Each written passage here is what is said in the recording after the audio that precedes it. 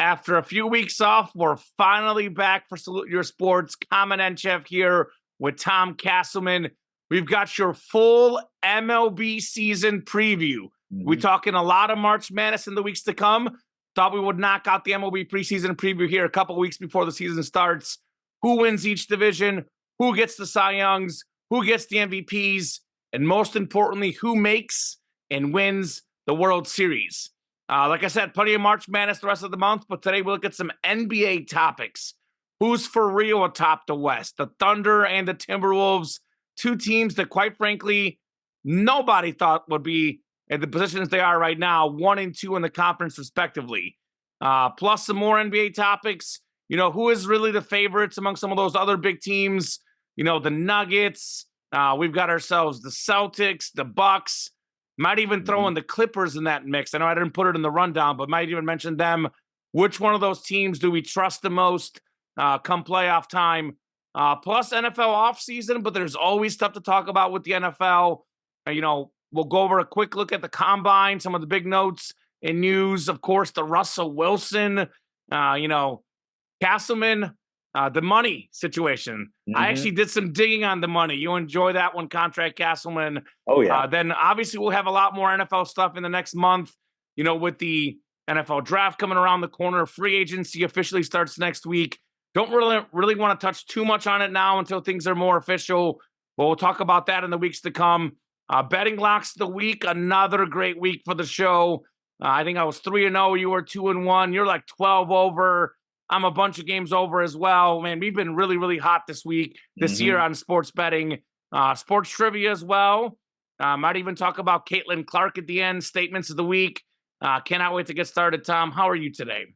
I am doing fantastic, and we've had here in Chicago a couple of unseasonably warm days, and while existentially we're not going to think about that bigger picture stuff, it does hearken to the baseball season that will soon be upon us. Of course, you listen to, different sports radio segments or something along those lines where they're talking baseball, getting a little bit of natural sound, or you hear the crack of the bat, the pop of the ball hitting the glove. It's a wonderful pastoral aesthetic right there. So we're going to jump right in with our picks for who's going to be division winners. Like you said, we're going to have the wild card teams as well as the individual awards.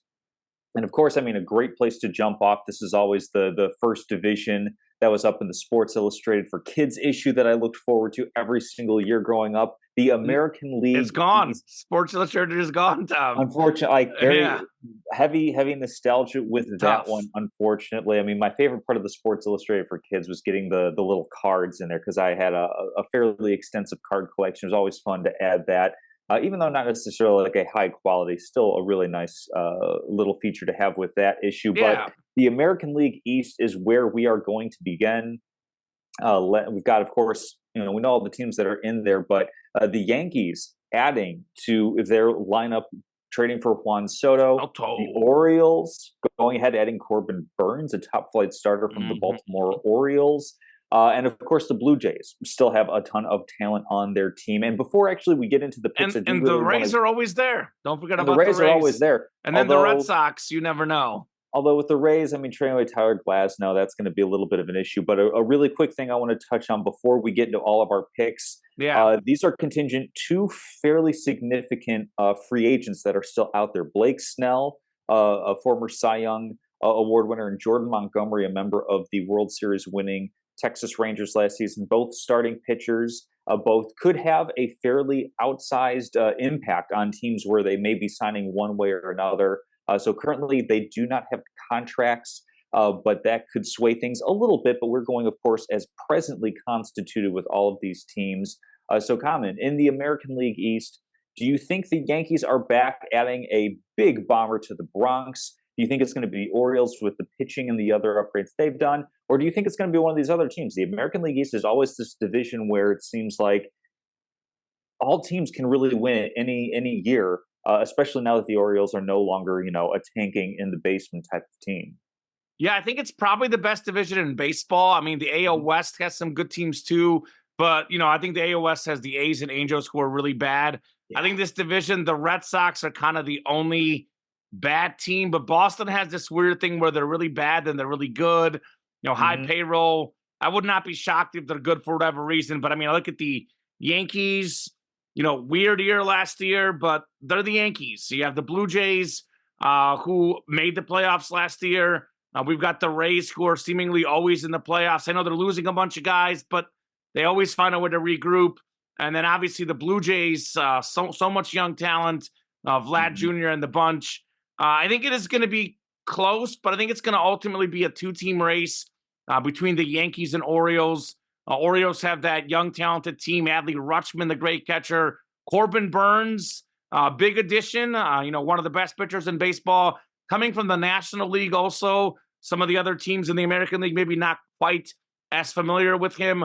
But ultimately, I'm going to go with the Bronx Bombers, the New York Yankees, because last season they were 82-80, but man, were they injured or what? Holy cow. I have this written down. Aaron Judge, who is maybe the best player in baseball, if not the best, certainly top 2 or 3. He played only 106 games. Giancarlo Stanton, who maybe doesn't hit for average like he used to, but a big-time power hitter, 101 games. Anthony Rizzo, another all-star, 99 games. All these guys barely played more than half the season last year, and now you're adding Juan Soto, an MVP candidate for the whole season. Actually, Aaron Judge and Juan Soto are the American League MVP favorites. I mean, who do you pitch around in this lineup? It's so loaded.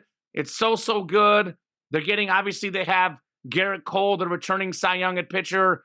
The rest of the rotation has some question marks, but I look at some of these guys, Cortez, Rodon. They're guys that had really bad years last year. I'm not saying they're elite level pitchers, but they are going to do better than they did last year. Marcus Stroman, another addition. I mean, the Yankees essentially, if you think about it, have added about 1.5, maybe even 2 MVP level players for a whole season. Because, Judge missing almost half the season. Then you have Soto for a whole season. Then you have Rizzo and Stanton, add a half for each. We're talking like 2 MVP level players to that lineup. I think the Yankees are the team to beat in the American League East. I mean, I think the Blue Jays are going to be there. I love Vlad Jr. I love all those former MLB Suns, a team that won a bunch of games last year, was a playoff team. They'll be a wild card contender. The Orioles, I think, were for real. They had the best record last year. I know their closer is now out, but they added Kimbrel for a one-year closer situation. So that could be, another guy that could actually be just fine. Burns is really good. It's going to be close, but I think the Yankees lineup is simply way too good top to bottom. I don't know about a 5-7 game series with the rotations. I know that is still a question mark, but over 162, give me the Yankees. I think they'll stay healthy. I'll bank on those guys staying a little bit healthy, getting a little bit more luck. So I'll pick the Yankees in the AL East. Yeah, I mean, this seems to be the downfall for the Yankees every single season. It's not often a question about their talent, but it is a question about their durability.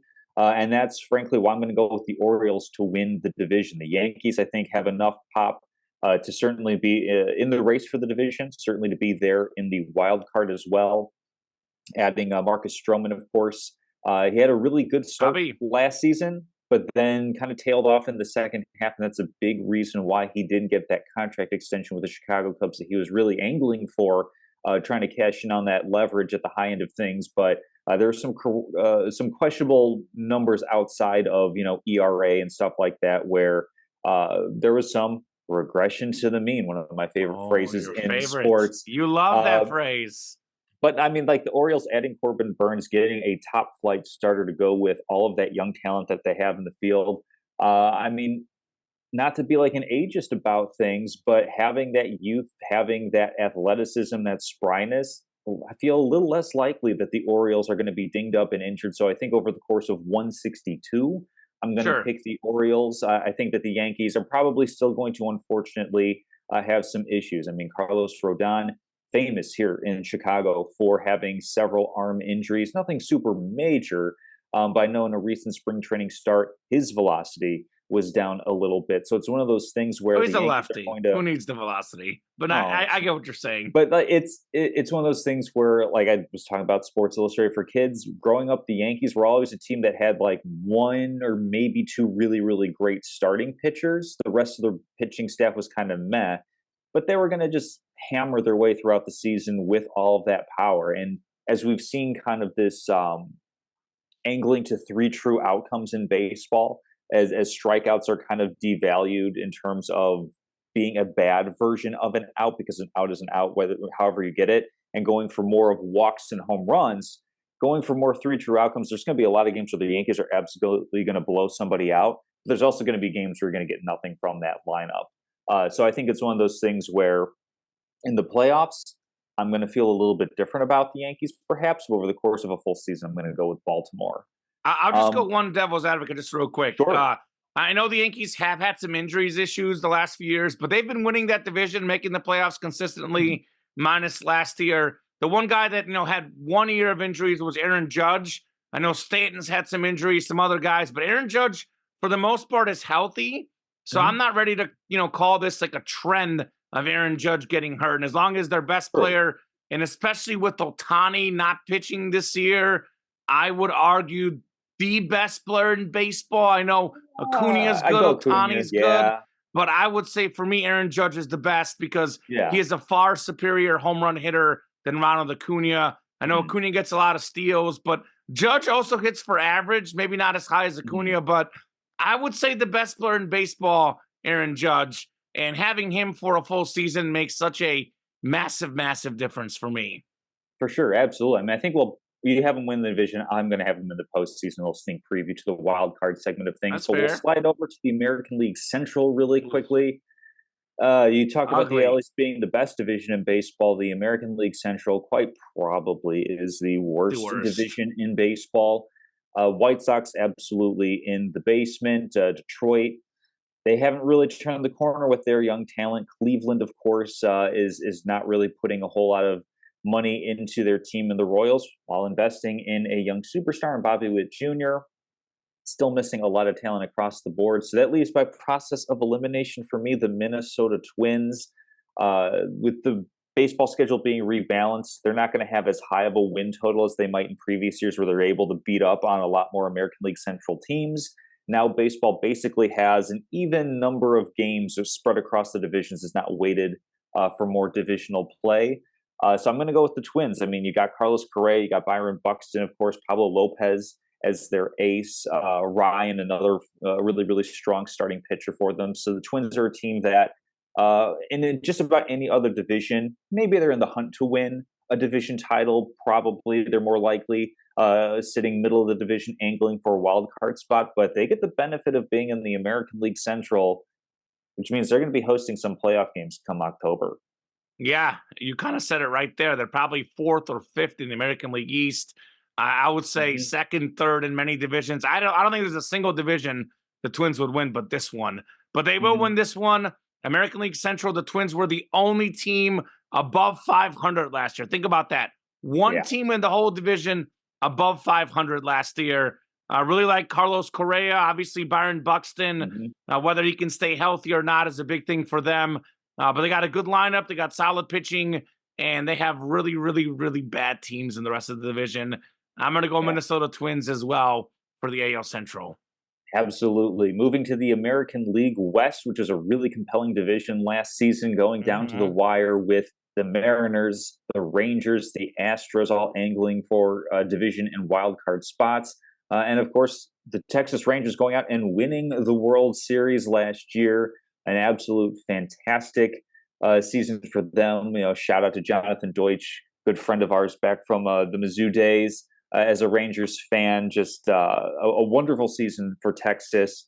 Are they going to be able to repeat? Like I said, they're missing Jordan Montgomery, who's still currently a free agent. They could theoretically still add him to the roster to help bolster their chances. Or do you think the Astros are going to be atop the division as they've been in however many CLSs or LCSs in a row at this point? Yeah, I mean, the Astros have kind of been the class of the American League. They did win the division last year because of a tiebreaker. Rangers, it's going to be interesting, I think, because that's a team that could be very dangerous in the postseason. We know Corey Seager is very, very clutch. Obviously, they won the World Series last year. Max Scherzer and Jacob deGrom are expected to get back near midsummer. Mhm. Obviously, they're not going to have those guys at the beginning. Not that those guys were that big of a part of their team last year anyway, because deGrom wasn't there in the playoffs. Scherzer Right. was there, but not at his best.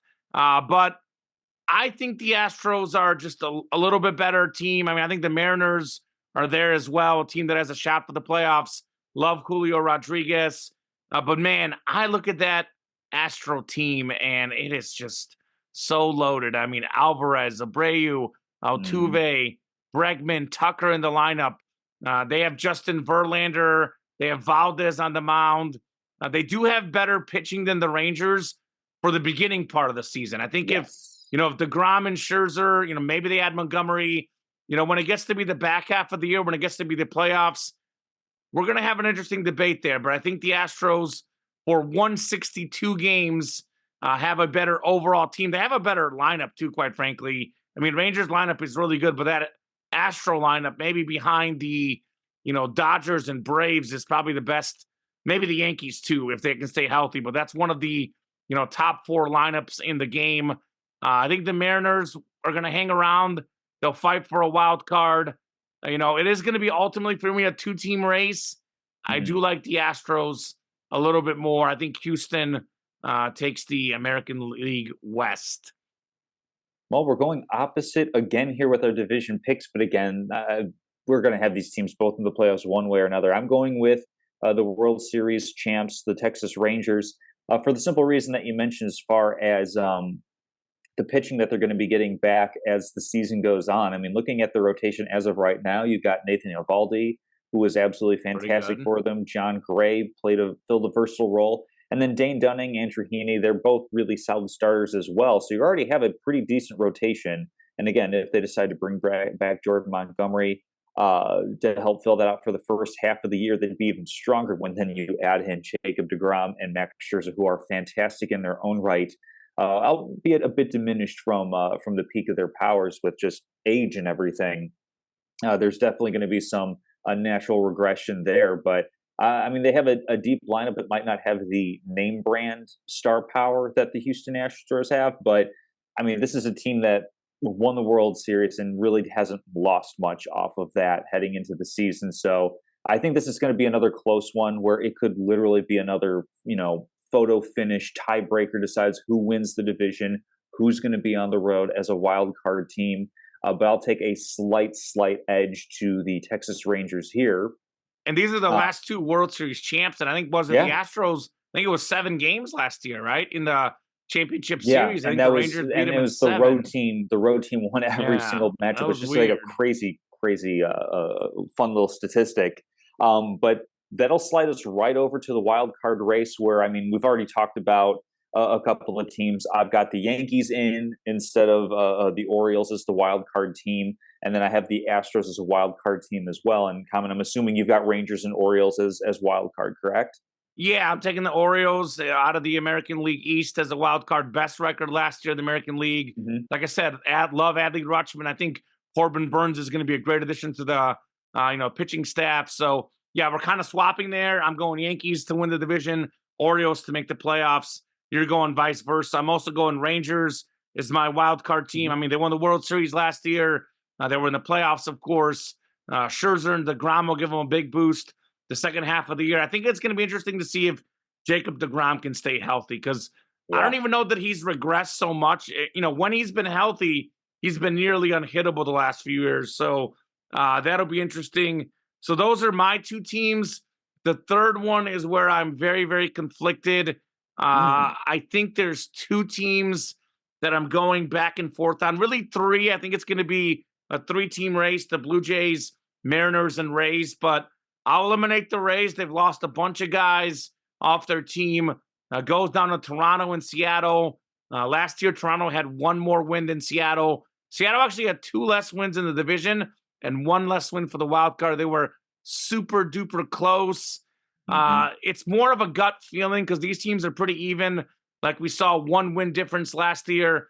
They both have 2 of the best young players in the game. Vlad Jr., Julio Rodriguez. I know they're redoing the schedule a little bit, but do you still play a little bit more games in your division, right? Or is it No, even? How do they it's pretty restructure it? even across the Pretty even board. across the Yeah. board.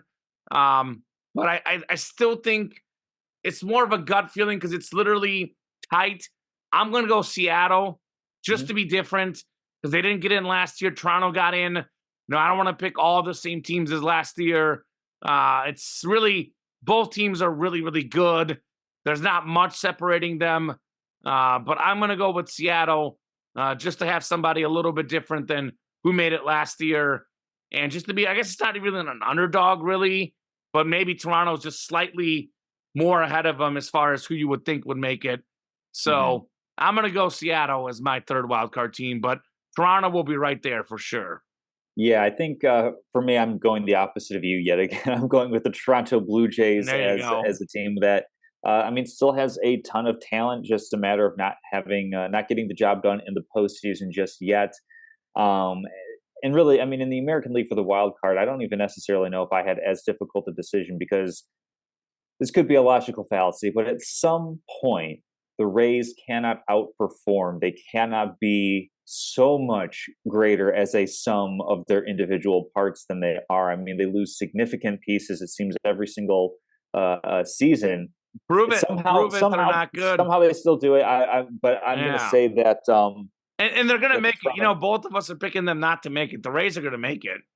That's what they'll just they'll find a find way, a way. Tom. They'll They find a will find way. a way. But yeah, I just like the Blue Jays' depth with their rotation. I mean, they've got five pretty solid starters, assuming Alek Manoah can rediscover some of that control on his pitches that made him a really, really strong young pitcher.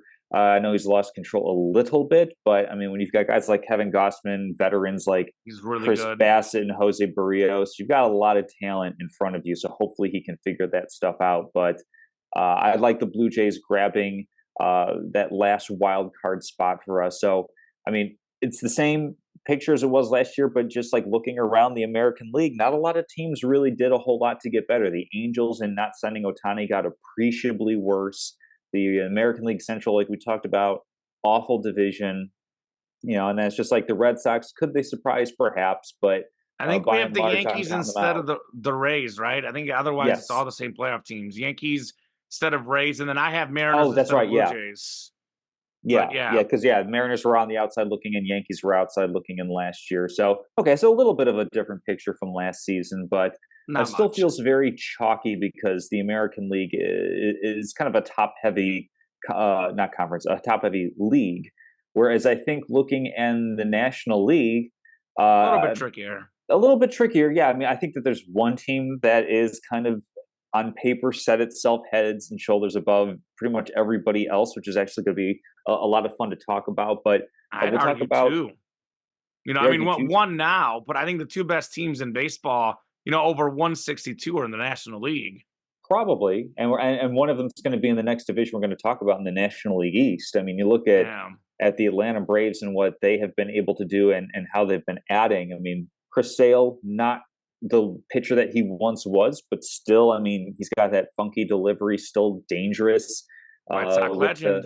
yeah, fantastic. I mean, great trade for them, by the way, getting him from the White Sox. You win a World Series. Anytime you win a World Series, that is a win on a trade in my book. But it's the Braves for me winning in the NL East. I think that there's still a strong argument for the Philadelphia Phillies. Well, yeah. I mean, the Marlins and the Nationals not really in the photo, in the team photo for this one. The Mets could be interesting, but I feel like they're a distant third. I think it's a pretty clear tier between Atlanta, Philadelphia, and then New York. Although you might have things bunched up a little bit closer, that'd be totally fair too. No, I mean this is pretty straightforward for me. I think the National League East. You look at the Braves, along with the Dodgers. Like I said, they're the two best teams in baseball. They may not win. We know baseball's funky. Does not mean they're going to win the Sure. World Series. And obviously, we can't have a Braves Dodgers World Series because they're both National League. But over Hmm. 162, obviously, assuming there's no injuries, and these are the two squads. I mean, look at the Braves had the National League MVP, Ronald Acuna. First guy ever with 40 home runs and 70 plus stolen bases in a season. Look at Matt Olson, another MVP candidate, led the majors in RBI last year. Marcell Ozuna's a big time home run threat. I mean, they led the MLB in runs last year by a pretty big margin. They do have a few good starting pitchers like Spencer Strider, strikeout machine. So I think the Braves are the team, over 162. I know we've seen the Phillies are very pesky in the playoffs. Bryce Harper gets hot.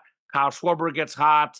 That's a good team, but I think over 162, Atlanta, I think definitely is the team to beat in the National League East. They're my pick to win the division. Absolutely, yeah. That's it'll be interesting to see for the Phillies if they have any sort of regression on their end because they were so good with home runs last season. I mean, you look at Kyle Schwarber, who hit more than 40 home runs, but also was below the Mendoza line. So It that's one of works. those it's one of those He does draw statistical some odd. walks, but still, Yeah, yeah. that's an odd season. Hmm. But yeah, I'm with you 100%. Braves winning the National League East. And then we go to the National League Central, where of course we have another dip in inverse bell curve going coast to coast. The Central Division, quite frankly, the weakest. And I think this is where it's really interesting because it's a three-team race, but in a different kind of way. I'm going to count out the Pirates as they haven't really added much, and of course the Brewers have to the way that they choose to structure their team and their payroll. Trading Corbin Burns is definitely a loss for them. So I'm kind of discounting or counting out Milwaukee and Pittsburgh right now. I think St. Louis, Chicago, and Cincinnati are all pretty interesting. I mean, none of them juggernauts to be sure. Kamen, are you going with hometown Cubbies to win this one? I mean, they re-signed Cody Bellinger, picked up Craig Counsell as their manager, replacing David Ross, which is a fairly significant move. Got Imanaga, a starting pitcher from Japan.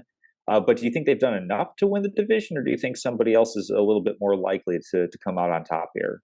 Kind of interesting because I've got this as a three-team race as well, but I still have the Brewers in there instead of Oh, the interesting. Cardinals. Cardinals Mm, were really, really bad last year. I know the Cardinals are always good, but you know, things change. And last year, St. Louis was really bad.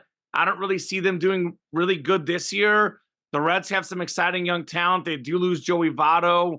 I have it as a two-team race, really three with the Reds around, but I think it's Cubs and Brewers. I mean, Brewers were the team that's won this division several years in a row. They lose Corbin Burns. Brandon Woodruff is also leaving. Craig Counsell, the manager, is leaving. But that's a team that was really, really good. But they do rely on pitching, and they are losing a lot of their good pitching. I don't think they have enough hitters to, make up for the loss in pitching. So I am going with the Cubs. I also mhm. agree with you. This is probably the second worst division in baseball, the NL Central. The two Centrals really pretty far behind the rest of the league. And I think the Cubs will take advantage because, I think this one may be the AL Central, but this is probably one of two divisions the Cubs could win. And I think they will win it. I think Suzuki's going to have a massive, massive season. I look for more improvements for him. Really like him. Cody Bellinger seems to be back. That change of scenery really helped him last year. It'll be interesting to see what Craig Counsell does because the Cubs made him the highest paid manager, I think, in baseball history, Tom. So that was quite the move. Although it kind of does tell you like what Craig Counsell thinks because he was loved in Milwaukee. He's going to Chicago. I think he kind of sees that maybe there's more talent here. Let me go over here and let me be the Cubs manager. So I do think the Cubs are going to win this division. I think it's going to be a massive, massive season for Suzuki and Cody Bellinger. Those two guys should be all-star level players. It's going to be close. This could be a division like both Centrals where you get 88 wins, 87, 89. Even You may less, not yeah. you may not need 90 wins to win the division. But look at the Cubs last year. They were right there for the playoffs. I Mhm. think their closer got hurt. They had no other option at the closing spot. They blew a bunch of leads. They blew a bunch of games. David Ross is a guy that everyone in Chicago loves for what he represents, but some of the game management late maybe Yeah. was not the best with him. They brought in Craig Counsell. I think they'll get that closer spot shirt up, without injuries, getting healthier as well.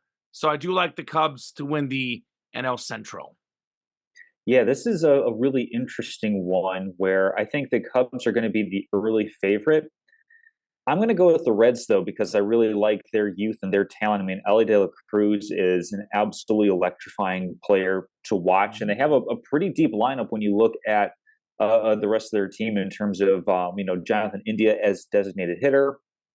You've gone ahead and you've called up some pretty high end prospects. Noel V. Marte, of course, is in the lineup. Jeimer Candelaria, who actually was filling in for the Cubs last season as a deadline acquisition, he is now in Cincinnati as kind of like a backup to the corner positions for first and third.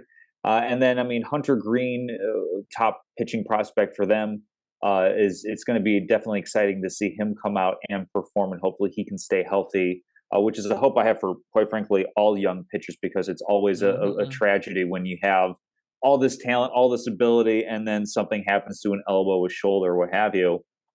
I think the Reds are going to be a team that, if they are in it, I could see them adding at the deadline. And I think in the National League Central, especially, that's going to be the difference between who wins and loses the division. Because I do think there's only going to be one playoff representative from the National League Central. Agreed. So it's going to come down to who makes the big move to bolster up the rotation to get better starting pitching, get that bullpen arm, get that bat if you need it. The Cubs have the money if they want to spend it.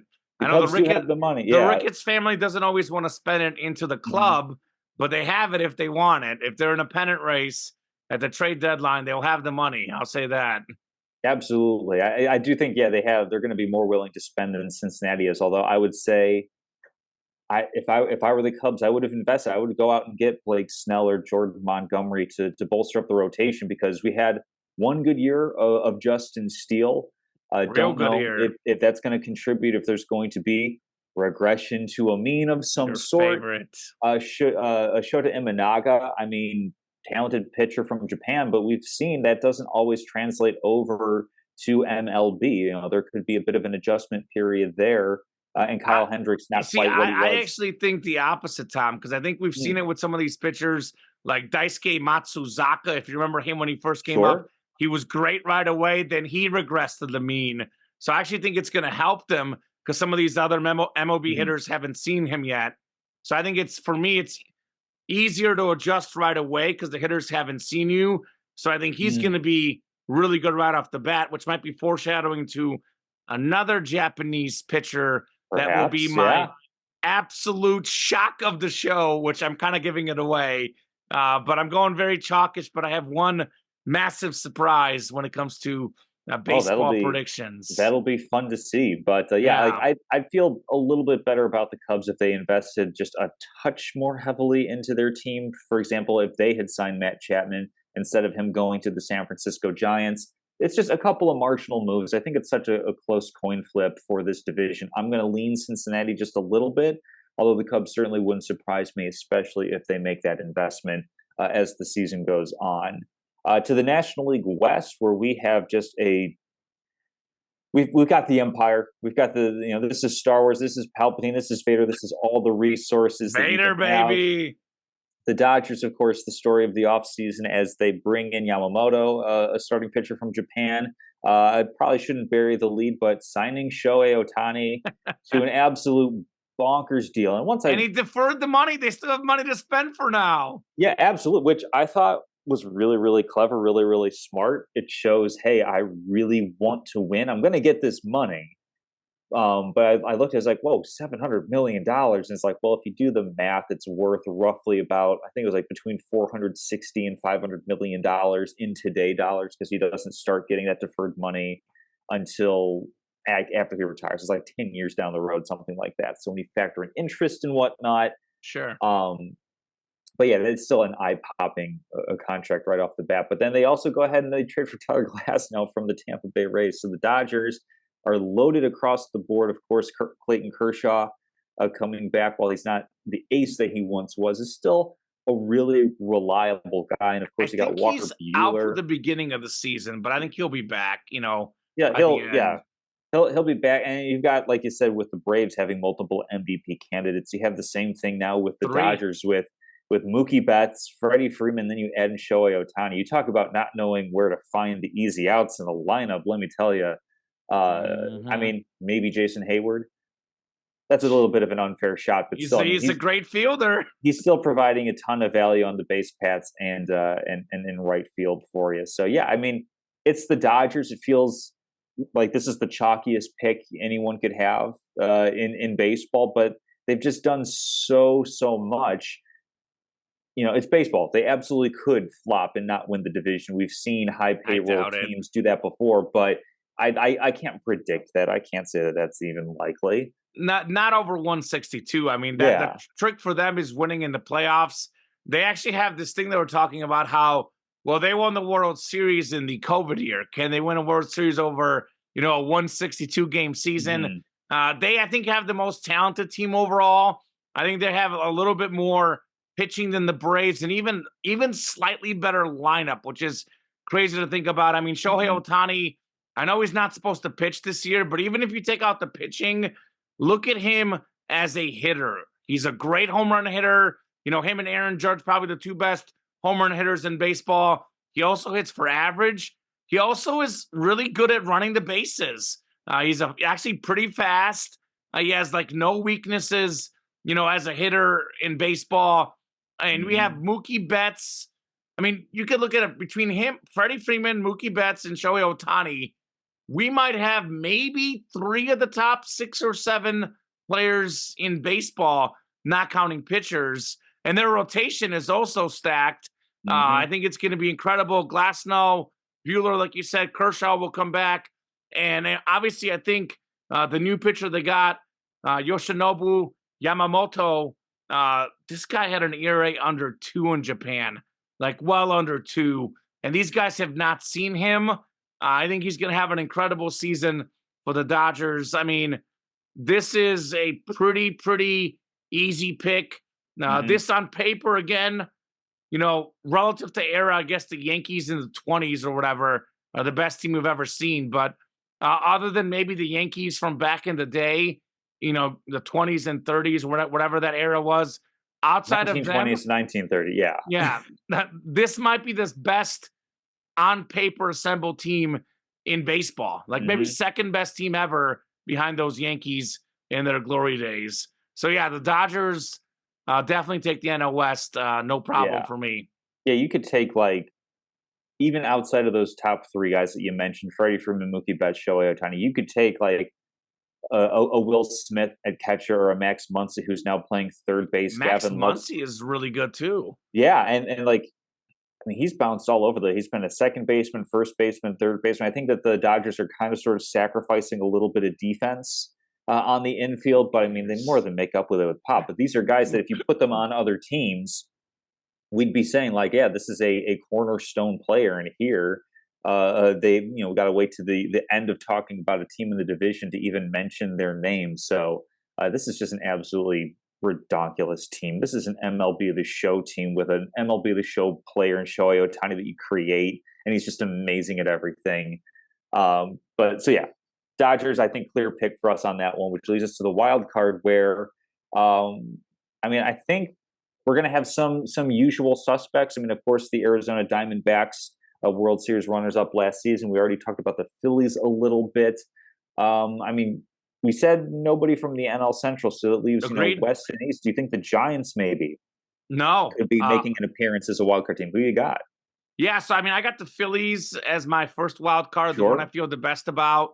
Bryce Harper is one of the best players in baseball.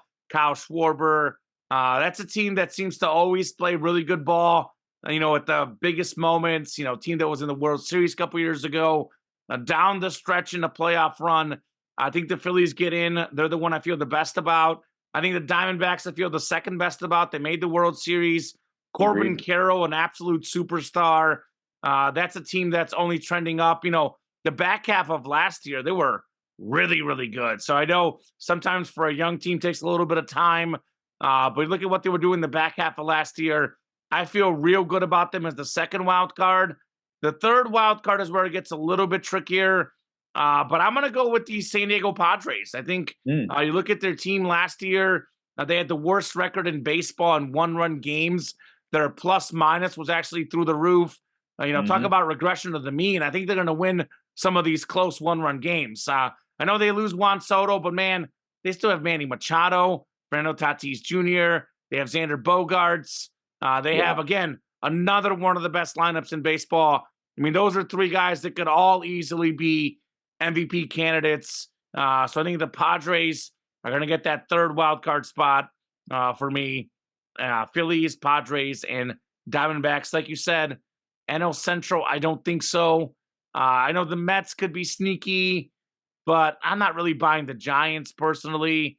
But I'll go with the Phillies, D-backs, and Padres. Yeah, you and I are right in lockstep on this one. I mean, the Phillies, you put them in maybe like 2, 3 other divisions in baseball, and they would be the team that I would pick to win the division. And And you took certainly the in the words right out of my Centrals. mouth for the Padres, where the run differential, the terrible record in one games, that is all regression to the mean. Casselman, Such a great baby. phrase. Oh, So yeah, like I think the Padres are going to be right there. I think that I can understand not necessarily wanting to bring back Blake Snell, but like bolster up the pitching a little bit more. And I think you've got a really, really strong team right there. I don't know if you can necessarily count on a 37-year-old Yu Darvish. I think he is at this point. he's good There's a though. lot. He's still pretty good, but you got to kind of build out that rotation a little bit stronger, I think. And then yeah, the Arizona Diamondbacks, I'm right there with you as far as it's a young team that added, bringing in one of the best names in baseball, Eugenio Suarez. Great name. Every now and again, I catch a Cubs game on the radio, and listening to Pat Hughes say his name and enunciating each and every syllable in There we there always go. brings a smile to my face. So yeah, we're right in lockstep with the wild card in the National League. So We have the uh, exact same picks. yeah, Or no, you picked the Reds in the Central. Reds in the Central. That's the only Yeah, difference I have in the Cubs and National League. Reds. And then I think the only like significant difference in the American League is that I've got Blue Jays, you've got Mariners, and we're just flip flopping who's winning divisions and wild cards and whatnot. So Let's talk the uh, MVPs before we pick the World Series champs. absolutely, yeah, this is where there's a lot of interesting picks, and you can look at the odds and And do Cy whatever you Youngs want with too. those. But like, especially looking at MVP in like the American League, where it's like, well, you've got Aaron Judge and Juan Soto, and they're both on the same team. Do you factor in, hey, maybe they're going to split some of the vote if the Yankees do have this incredible 100-win season type of thing, and both these guys are slugging the ball all over the place? Do you worry about a little bit of a vote split there so somebody else can come in? How are you thinking about the MVP race in the American League? Yeah, in the American League, I think it's Aaron Judge. I mean, Soto is really, really good. But I think, I look at, like, and I'm thinking about the best players in baseball for me. I really kind of think of three guys. I think of Judge, I think of Ohtani and Acuna. And two of the three guys are in the National League. Again, Juan Soto is a fantastic baseball player. He's not Aaron Judge. Aaron Judge is, the best power hitter in the game when healthy. He's also a good average hitter. He plays a really good center field as well. I mean, this guy is just a phenomenal baseball player. I actually think the addition of Juan Soto is going to, in some ways, increase his MVP chances because it's going to make it just a little bit harder to pitch around him. I think some teams will still do it because it's Aaron Judge, but he's also a hard guy to pitch around because he's so massive that he can get any ball with his bat. I think he's the guy. I know him and Soto are very, very close on the odds. I know Soto's a really good hitter, but I think Judge has that extra bit of pop in the bat, that extra power.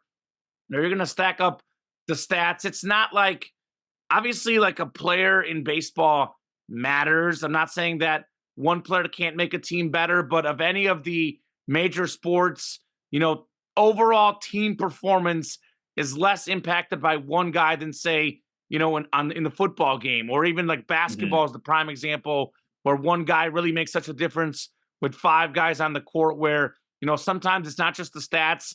You can tell that guy just makes his team so much better.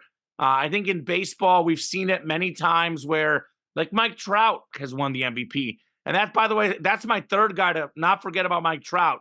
He's my number 3 guy in the American League if he can stay healthy. But he's won the MVP on teams that haven't made the playoffs. So baseball doesn't seem to factor in so much, do you have the best record? Because in the NBA, Sure. the NFL, it's like the MVP is the guy that's the best player on the team with the best record, which I hate, by the way, but that's, a discussion for another day. Not Hmm. always. I know Jokic won it a few years back, but far too often. Like Shea Gilgeous-Alexander, great basketball player. He's not second or third or fourth leading MVP candidate for me. He's probably like sixth or seventh, but he's up there in Sure. that 2-3 spot because, the Thunder have that incredible record this year. So I think it's going to be Judge. He's going to have the best numbers as long as he stays healthy. I don't see how it's not Aaron Judge of the American League. I think Ohtani leaving really makes it sort of clear. He's the top dog in the American League. It's going to be Aaron Judge for my Mhm. MVP. Yeah, for me, I am going to subscribe to the two superstars might split the vote a little bit for the New York Yankees, which is why I'm going to go with the unquestioned top hitter for a team that I think is going to win a division and go with Corey Seager from the Texas Rangers as my pick for the AL MVP. I mean, we saw the impact that he has in clutch moments all throughout the playoffs, all I throughout the think a World two-time Series. World Series MVP. Yeah, I mean, absolutely fantastic player. He plays at a premium position of shortstop, and he's no slouch as a defensive player there. So, I mean, he's got average, he's got power, and if the Rangers are going to overtake the Astros and win the division this year, he's going to be a huge reason, a huge part of that. And I could easily see Interesting. him being like a 46 home run hitter type of guy, having just an outstanding season and winning MVP. But yeah, Aaron Judge also got careful consideration, as did Juan Soto, and then of Rangers course have Mike some good Trout. guys too, though.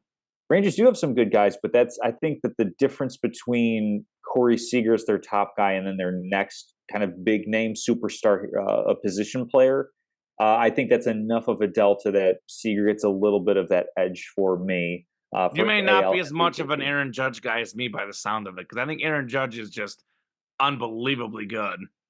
I Like think no, I I think he think that is people really want to good. pair him and Juan Soto. Juan Soto's great. I think there's a clear step. I think Juan Soto is definitely not Aaron Judge's level because of the overall home runs. He's not going to hit 60 home runs. Yeah, Aaron Judge will hit 60 as long as he stays healthy, Tom. That's how good he is. But that's just me. yeah. I'm not as big on Aaron Judge in that case as you are. I think that it's he and Soto are fairly close as far as that goes. But we've got our AL MVP picks. Moving on to Cy Young, there's going to be a little bit of a theme to mine. I'm going with a newcomer, Corbin Burns for the Baltimore Orioles. I think Cy Young, you don't necessarily have to be like the best pitcher on the best team. I mean, certainly Garrett Cole gets a little bit of a boost by playing for the Yankees, but I think He that won it Burns last playing year. with that defense behind him, with that athletic team behind him, I think he's going to have an outstanding season. They're going to just scoop up the ball, catch the ball all over the place. He's going to get a lot of outs for him. And I mean, he's been lights out for the Milwaukee Brewers. I think he's going to get a little bit more national shine playing for Baltimore simply because of the whole East Coast bias, which in some ways is very real. So I'll go with Corbin Burns. He's a little bit farther down the board. I think Cole is technically the betting favorite as of right Burns now. is third on the Okay, so betting. yeah, not too far down the list, but he's going to be my pick to win the Cy Young this year as the top starter on the top team in the AL East, in my opinion. Yeah, we may not agree about Aaron Judge, but man, do we agree about this? I got Corbin Burns as well. I have Nice. a very interesting theme with my Cy Young, as you'll see over in the National League side here Hmm. shortly. He actually had a down year last year, believe it or not, for his standards. I think he's going to bounce back. He won the Cy Young 3 years ago. I think, again, like I said this earlier, seeing a guy in person versus seeing a guy on tape is very different. Like I think baseball tape is not the same as, football tape because there's a lot of scheming. If it was such a tape thing, we wouldn't have so many guys that hit 200 in the modern game. So I think Hmm. some of those American League teams have not seen him as often. Garrett Cole, I think, I know Gosman's good, but for me, it's between Cole and Burns. I think both of them Sure. will get a 1 second. Mhm. Ooh, hold on. Let me get a Yeah, drink you're here. good. There we go. All right. So for me, it's between Burns and Garrett Cole. I like Burns for two reasons. I think one, if it's close, he's going to get the tiebreaker because Cole won it last year, the voter Mm, fatigue. And sure. two, again, simple reason of guys in the American League have not seen him as much as they have seen Garrett Cole. So I think it's going to be a little bit harder for them to adjust. So I'll agree with you, Corbin Burns for my American League Cy Young. All right, going to the National League for MVP. I'm going with a repeat here. I'm going Ronald Acuna Jr. He is just fantastic, still in the prime of his career, and yeah, he's got a co MVP favorite with Matt Olson at first base. But I think that voters are going to look at positional value and say center field is defensively more valuable than first base. The fact that Acuna hits for average, hits for power, and also will steal a lot of bases. There is value to runs batted in, but I think voters see that that's part circumstance and situation as far as lineup construction as it is actual hitting ability and on base ability. So I'm going to go with Ronald Acuna Jr. on this one, although there's a lot of really strong candidates in the National League this year. You could easily go Shohei Ohtani just as a hitter without him even picking up a ball this season as he's recovering from a Tommy John. You could go with a couple of the Padres guys, and Manny Machado, Fernando Tatis. They'll have a little bit more, I guess, like room to shine with Juan Soto no longer in San Diego. You could go Bryce Harper. There's a lot of really, really good players out in the National League, but I'm going to go with a repeat. I'm going to say Ronald Acuna Jr. continues to have just an absolutely phenomenal peak tear for what most likely is going to be a future Hall of Famer. Yeah, I think you look at the National League, you talk about, splitting votes or whatever. Well, I look at the Dodgers and the Braves, they have like 2 to 3 MVP candidates on their Yeah. rosters for both of them. Even the Padres have 2 to 3 guys that, if they have career years, could compete with other guys on their team. Even the Phillies have 2 or 3 guys as hmm well. Yeah, Trey So Turner. We haven't talked Trey about him much Turner yet. is He's really, amazing. really good. So I mean, outside the only other guy, this would be such a long shot, but the only guy I can think of maybe that doesn't have that would be Pete Alonso with the Mets, but that's a Mm, little bit of a long shot. That'd be the one guy that maybe doesn't have someone competing against him. But sure. I think for me, Tom, and this is again the analytics. I know everybody likes to have a better average hitter. I'm not saying stolen bases don't matter, but I look at what really matters the most in a baseball game is power and home runs. hmm Acuna might be the best overall player, but same deal as Juan Soto and Aaron Judge. I think the Shohei Ohtani power and Acuna power is just different. I mean, Ohtani can hit 50, 60 home runs if he plays the whole season. Acuna, I look at him more as a 40 home run guy, 41, 42. Ohtani also hits for a pretty good average. He may not have quite as good as Acuna, but I look at Ohtani, and at the end of the season, he's going to have more RBI. He's going to have more home runs. He might have less runs, less stolen bases, and a lower batting average. But I think Ohtani, for me, ever slightly, because I put a lot more of a premium on power over average, as does the rest of baseball, clearly, in the modern game. And I don't get so caught up in defense as well. I don't care if he doesn't play defense. I mean, you look at baseball, a bad defensive team gets like 110 errors. Like all the baseball teams average less than an error. There's no guy that's out there getting 40, 50 errors. I just don't care that much about defense in baseball. I think it is one of the most overrated things when looking at a player. So I think Ohtani, for me, Acuna is a little bit better overall. Ohtani, even without the pitching, Tom, I think just with the power, for me, I go Judge, Ohtani, Acuna, top 3. And Acuna goes third on that list for me, even though he's better overall, but he's not the same power hitter. Now, Ohtani pitches, he's number 1, obviously. Goes without saying. When he pitches, he's clearly number 1. But even without pitching, I put him as my second best player in baseball, ahead of Acuna Jr. I like Ohtani. I like the Dodgers. Give me Ohtani for the MVP. Yeah, well, if I heard correctly, you're also going to be going Dodgers for the next individual award as we're talking Yes. National League Cy Young, and oddly enough, I'm going with a Dodger as well. I'm going with another newcomer to the league, Tyler Glasnow, moving from Tampa to LA. I think that's going to be huge for him across the board. I mean, obviously, going to have a ton of run support for him. He had great defense behind him in Tampa Bay, and I think that will continue, particularly with the outfield defense in LA. But with that run support, I think that his win total, while it's not a really good stat, it's not a great indicator of how good a pitcher is. I think that some voters are still going to get goo goo gaga eyes over a win loss record if he's somewhere in the ballpark of like, I don't know, like a 20-5, 20-7 season, getting that ERA down. I mean, and that's to say nothing of the infrastructure that the Dodgers have. Keep in mind, their president of baseball operations, Andrew Friedman, comes from the Tampa Bay Rays organization. He moved in and took over the Dodgers. And so basically, what the Dodgers do is they are the Tampa Bay Rays with an actual bona fide payroll behind them. So I think that Glasnow is going to have a phenomenal season. I mean, he's kind of been in that Cy Young conversation in the American League a little bit, but I think he's going to have even better support around him to win in the National League. And like I said, with all those bats behind him, win-loss record's not going to be an issue. It's going to be all about those peripheral numbers of, ERA plus, all that good stuff. I'm going to go with Glasnow to win. Gave some serious consideration to Spencer Strider, although we saw what happened last year where, he had a phenomenal number of strikeouts and was a great pitcher. I'd argue a better pitcher than Blake Snell, but his ERA went up a little bit, and he ended up not winning the Cy Young Award. So I'm going to go with Glasnow, though. I think that he's just going to be absolutely phenomenal for the Dodgers. Is maybe not necessarily their ace, but that's only because there's so many good options on that team for that title. Yeah, it's kind of crazy. We're talking about NL Cy Young and the Dodgers, and we're going to go with two different pitchers, and neither is Clayton Kershaw, who, by the way, is out for the beginning of the season, so that may disqualify him for the award. But Yoshinobu Yamamoto for the Dodgers is going to be the National League Cy Young. This is one of the best pitchers that has ever, come through baseball. I looked up at some of his numbers. His ERA was well under 2 in Japan, 1.7, 1.8. A lot of strikeouts. Nobody can hit this guy in Japan.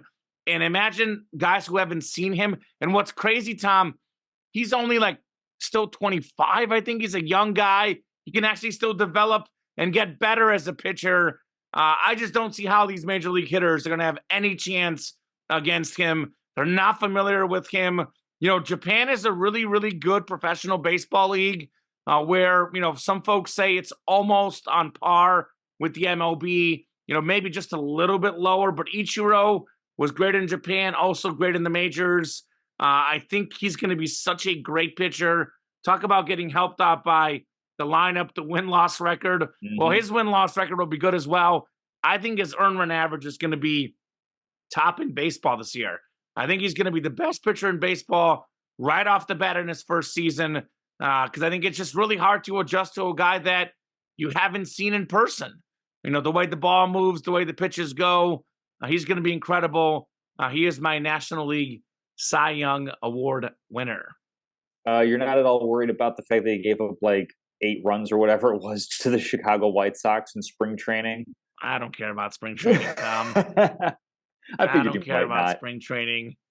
I didn't even know that stat, but it quite frankly doesn't concern me one bit. It was like an outing that he had yesterday or something like that where he just got knocked around. But I mean, spring training is one of those things where you're working on specific things and the results don't really matter. But someplace where the results will absolutely matter is who's going to make it and win the World Series. We've covered both leagues. We've covered all the major individual awards. It's time to put up our picks for the World Series, Kamen. So I think it's a tough call in the National League, and that's where I'd like to start because I really feel what you said earlier with the Braves and the Dodgers kind of being in a class of their own, a tier of their own, and there's still a lot of good talent. Anything can happen, like we saw the Arizona Diamondbacks upstart team. The wild card teams have been in the World Series recently and winning them. I think the last, a lot of the last winners, I think the Astros and maybe Dodgers are recent exceptions, but you look at some of the winners. I think that the Rangers and D-backs had 2 of the worst records of any playoff team. I think the D-backs were the worst, and the Rangers were second or third worst record of all the playoff teams last year. So it's, even the Braves. I know the Braves are really good, but the year the Braves won the World Series, they were the up-and-coming young team. They had the worst record that year. So it's just throw out, it's not the best team. The regular season is the best team. So picking the World Series is really hard. I'll let you go first, but I'm going to pick who I think is the best team because that's what I'm going to do. That's the only thing you can do. It is folly to say that you know how to build a team for the World Series. You got to build a team for 162 and then cross your fingers and take your chances once it gets to the the 5 and the 7 game series. But I'm going to go with the Dodgers out of the National League. I think they've just done so much. The Braves are right there with them in terms of talent, maybe like a half peg below where the Dodgers are. But I think, Tom, the Braves have like 2 good pitchers. The Dodgers have like 4 or 5, like starting pitchers. I think at least, yeah. That's for me is the biggest difference between the two personally.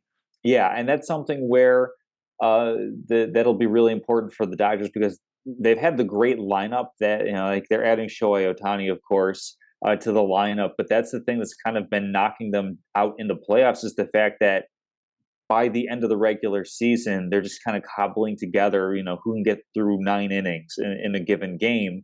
Whereas, a wild card team that is not winning as many games because they have like a couple of staunch stalwart guys at the top of the rotation, but they're kind of cobbling together the rest of their season. With the playoffs, you're able to rest up and use your best guys more often. I think the Dodgers have absolutely added enough starting pitching to make them viable and dominant in October. So they're going to be my pick out of the National League.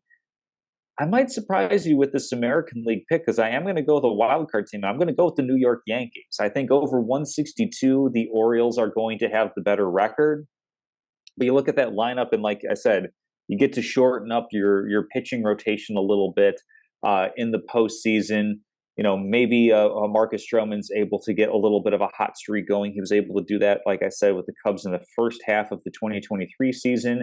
If he's able to get on a little bit of a run in October, Carlos Rodon, kind of a similar thing if he can put together just enough starting pitching. And of course, I would not be surprised at all if the Yankees add at some point, either signing Blake Snell or Jordan Montgomery or via the trade deadline, picking up an additional arm or two along the way. So I could see them kind of like dealing with some injuries on and off throughout the season. But when it comes time for the postseason to roll around, I think we're going to get like the blue blood baseball. MLB is going to love this matchup because it's the Dodgers, the Yankees. It's the 2 heavy hitters on each coast.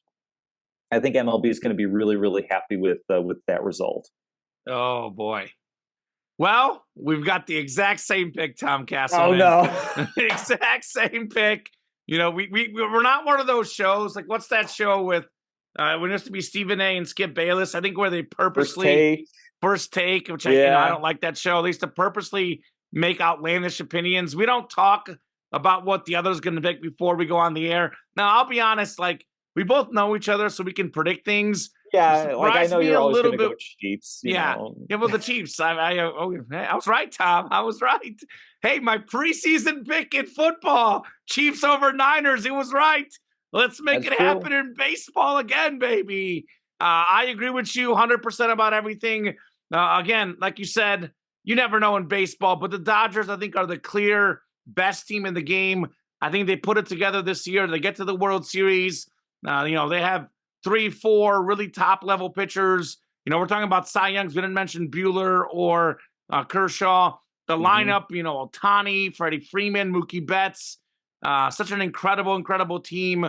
The biggest difference for me, like I said, Dodgers better pitching than the Braves. Give me the Dodgers. And then the Yankees, they have not been in the World Series since 2009. This is like, for them, this feels like almost like the Cubs, 108 years. I mean, come on. The Yankees don't do that. Their lineup is incredible. They do have that ace pitcher in Garrett Cole as well. Like you said, they might add somebody. I think Marcus Stroman could be a very solid pitcher for them. I think it's going to be the 2 superstars, the Blue Bloods, Dodgers and Yankees. How about 7 games of watching Ohtani versus Judge? I know, in March Madness, we like the Cinderella run. But when it comes to baseball, I think part of what has actually held baseball back is all these surprise teams. The Rangers and the D-backs. Like Corey Seager's a great player, Tom. I know you're picking him for MVP, but he's not a top 5 player in the game. And Corbin Carroll, young guy for the D-backs. A lot of good players. That World Series was not good for baseball. You want to get your biggest names out there on that stage going up against each other. I think we've seen the Astros a lot in recent years. We've kind of already seen their superstars. People don't really like the Astros because of the cheating scandal. I think a Dodgers and Yankees World Series could be really, really good for baseball. Again, same thing in March Madness. We want to see the upsets in the first round. Want to see the upsets in the second round. Come the national championship, we don't want to watch a 4 versus 5. Now, a 1 versus 12, that might be fun because you're cheering on the 12, but the championship game, we want to see the big dogs.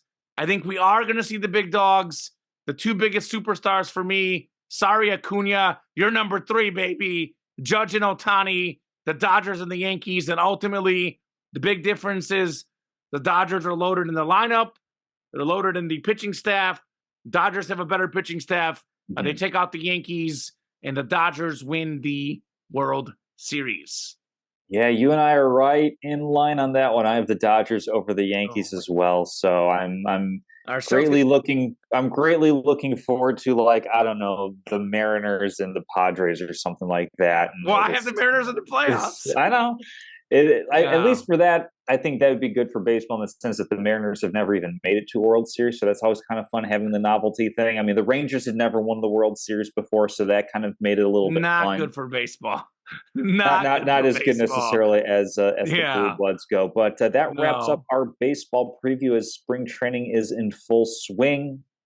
Of course, it's a long slog. It's a marathon, not a sprint for baseball. So we will be touching on Major League as the year goes on, and potential moves are going to get made. I mean, here in Chicago, already looking at the potential Dylan Cease getting traded somewhere, and he's definitely going to tip the balance. But another league, NFL, of course, had their combine. This is probably just prior to the combine. It's about as slow as the league gets, as NFL free agency will be starting up next week with the legal tampering period, followed by actual deals being assigned, physicals being performed before those deals go official.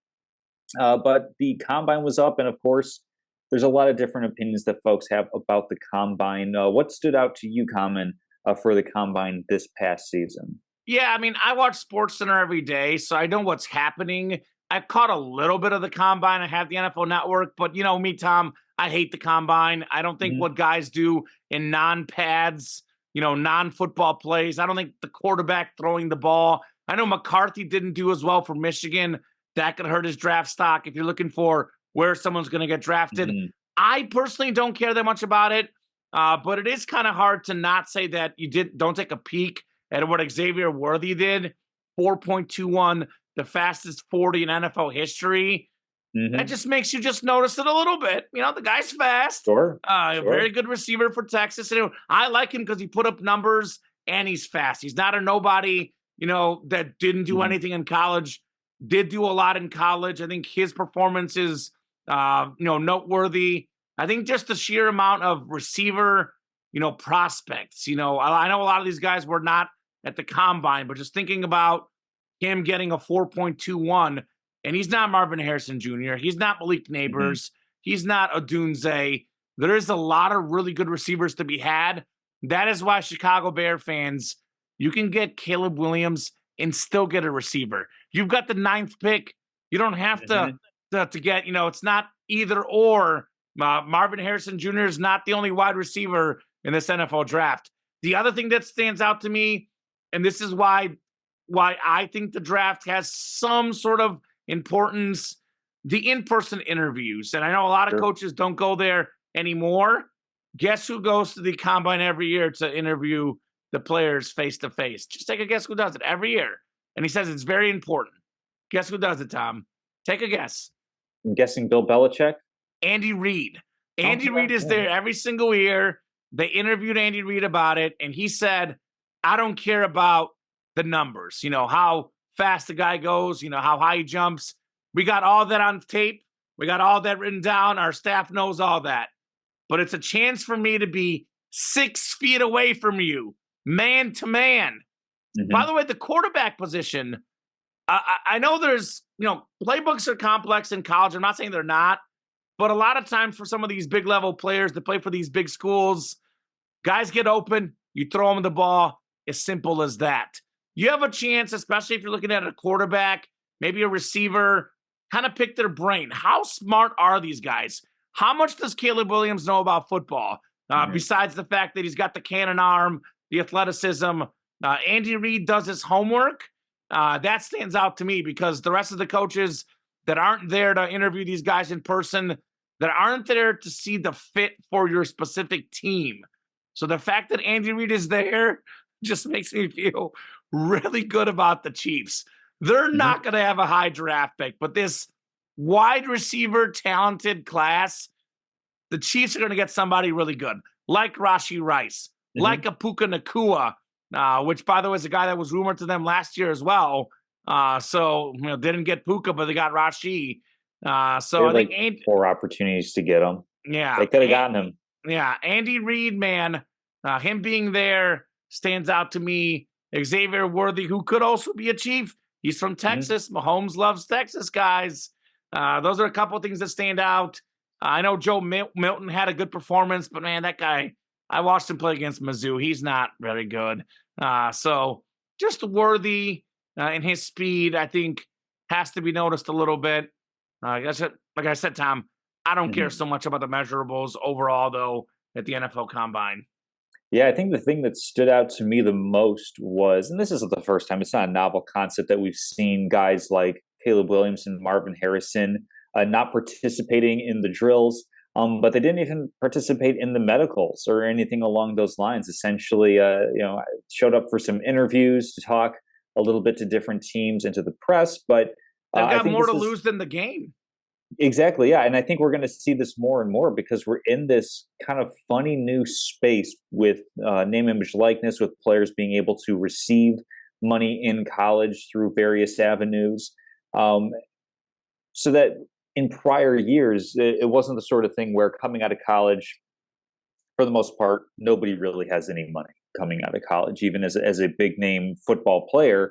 So you kind of sort of need the institution of the combine and to help you along, or to at least keep you where you are status wise. Whereas now with Caleb Williams and Marvin Harrison, I mean, we're not too far removed from everybody in Chicago running around with their hair on fire because what if Caleb Williams decides that he wants to go to Washington instead? And we can't take the best quarterback prospect in this draft. Oh my gosh, what if he exercises his agency to not be the number 1 overall pick specifically to Chicago?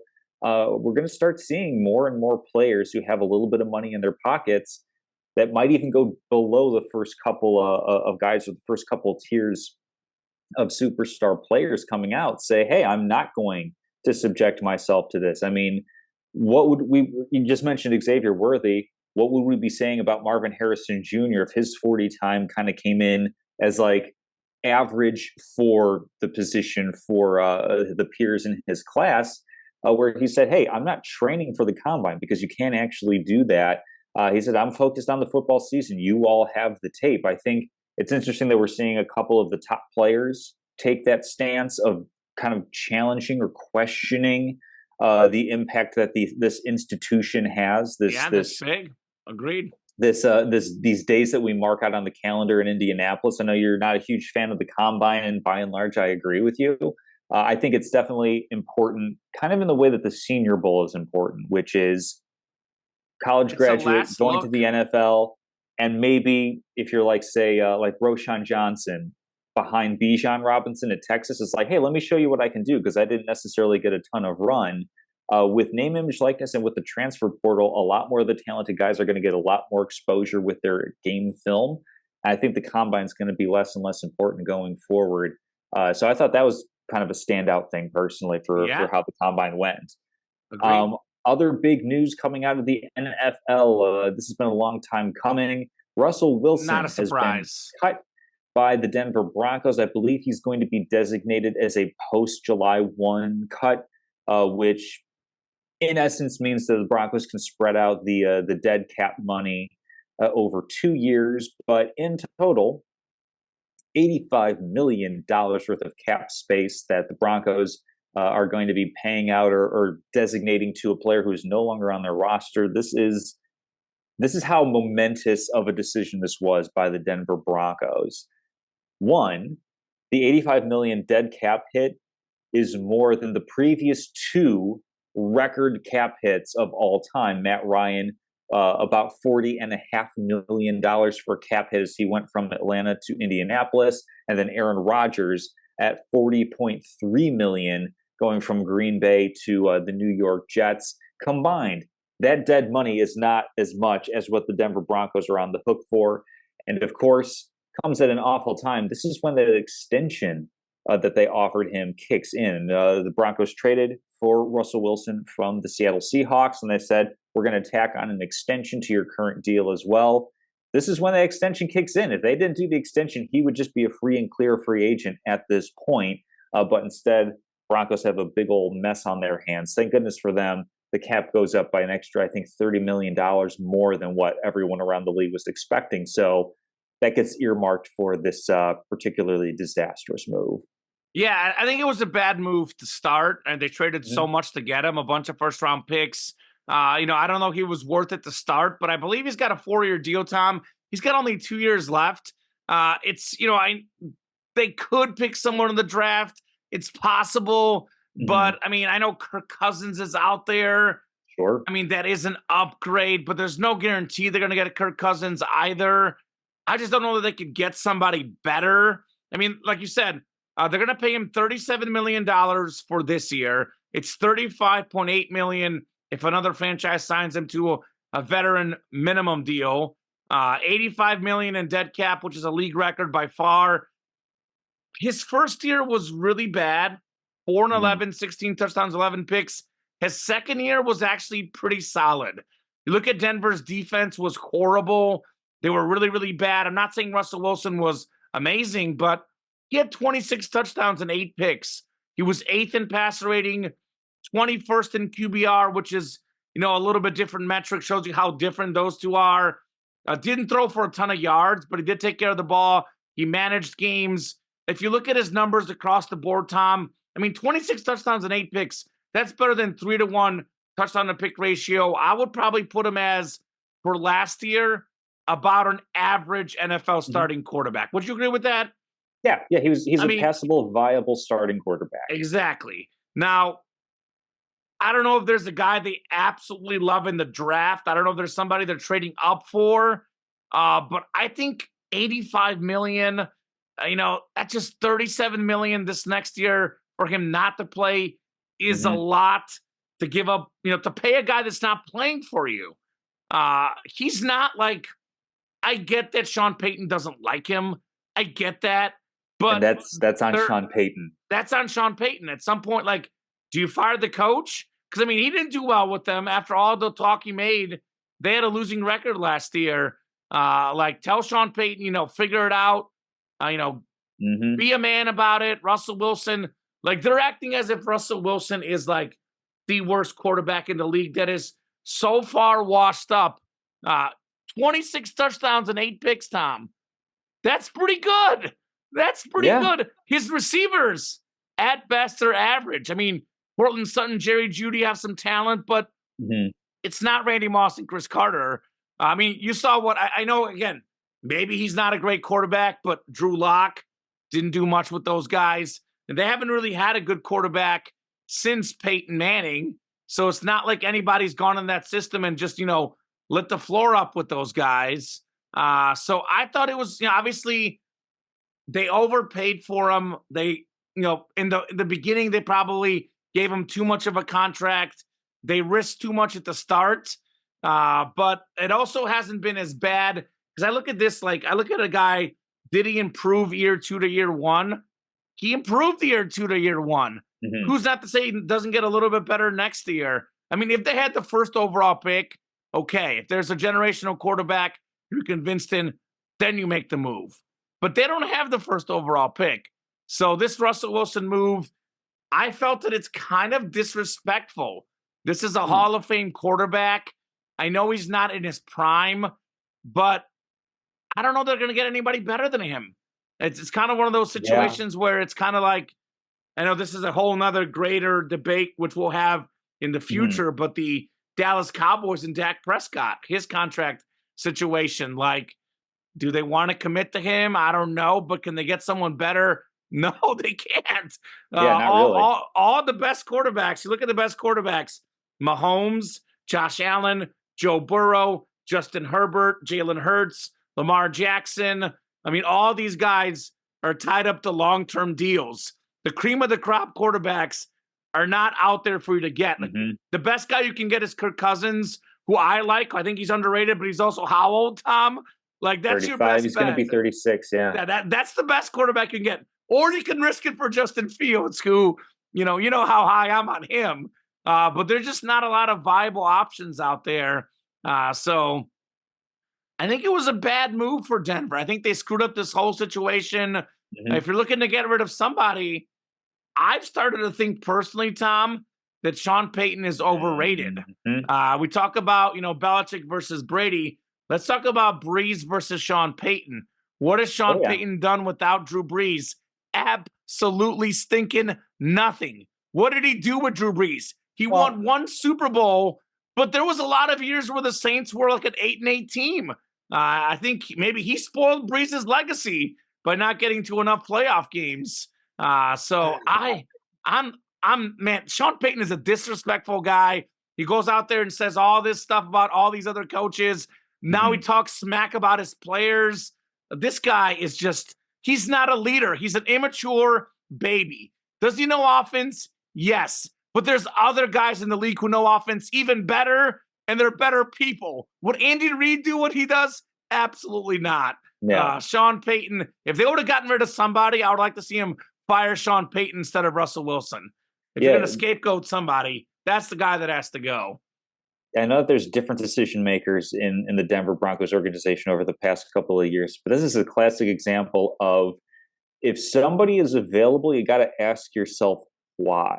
I mean, I think the Seattle Seahawks were able to do a good job of saying, hey, Russell Wilson, Pete Carroll, they're clashing a little bit, but Russell Wilson's still good. And that can be kind of sort of believable if you want to buy into that.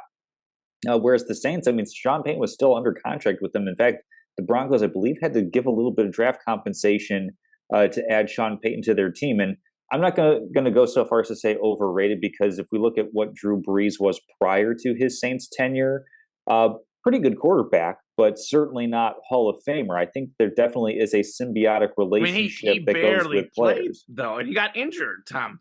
How long did he play in San Diego? Let me look up his numbers. It was a few seasons. But I mean, like, Drew Brees kind of had a similar sort of early career arc as Peyton Manning, in the sense of, like, you look at the number of interceptions he threw. And then, granted, NFL, different time period as far as the value of turnovers and stuff like that goes. But, like, this is why, like, folks will say, like, oh, it was Brady who made Belichick, yada yada. I mean, it's always a combo, obviously. Yeah, no, like that's what I'm saying. Is like you had this perfect symbiotic relationship between Drew Brees and Peyton Manning, similar to Bill Belichick and Tom Brady, similar, quite frankly, to Andy Reid and Patrick Mahomes, where you can't necessarily extricate one from the other and have like had that one had a more outsized causal relationship with the career of the other person. I mean, this is a classic example of the Broncos saying, hey, Russell Wilson had some success here and Sean Payton had some success there. If we put them together, they'll have success here. And it definitely did not work. It could be a situation that the NFL, I mean, obviously Russell Wilson being in his mid-30s, he's not going to be. It's like when we put Steve Nash on the Lakers and they thought they were a super team. Right. They got Steve Nash and, it didn't work out. Yeah, like through nobody's fault, the league just kind of passes some coaches by and some players pass by the league as their careers go on and their physical talents wane. So I think this is just kind of like, in hindsight, obviously, a bad marriage between the two parties. We'll see where they go from there. I think that Wilson will be much better off than Peyton and the Broncos will be, by virtue of he's getting his money one way or another, so he can go play for a vet minimum wherever he wants. Whether that's Pittsburgh, playing for Mike Tomlin. He can go play for Todd Bowles, the Tampa Bay Bucks. Go to the Raiders and own the Broncos. Shut him up. Go to the Raiders. Yeah. That's a rumor. But I mean, if I'm Russell Wilson, I'd rather go to like the Tampa Bay Buccaneers, where the division's a lot easier to win, and you don't have to go up against Patrick Mahomes twice a season. Like I'd go elsewhere if I were Wilson. But I mean, again, I don't think anyone's expecting him to make a deep playoff run. Like I think. I mean, depends on where he goes. Get a wild card team with the Raiders. They're growing. Yeah, I'm not as high on the Raiders as you might be, but definitely a lot of news that will be coming out of the NFL that we will touch on as it happens.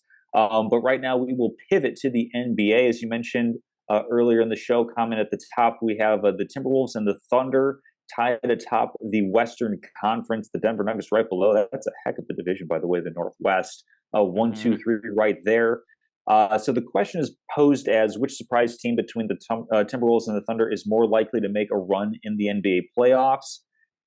I'll rephrase it because we've gotten some news coming out about Karl Anthony Towns I having a just saw that. torn Yeah, I have left that written meniscus down. in his knee. So we'll say Kamen prior to this news coming out because Or obviously he let's is a assume significant he's going to injury. be healthy for the playoffs.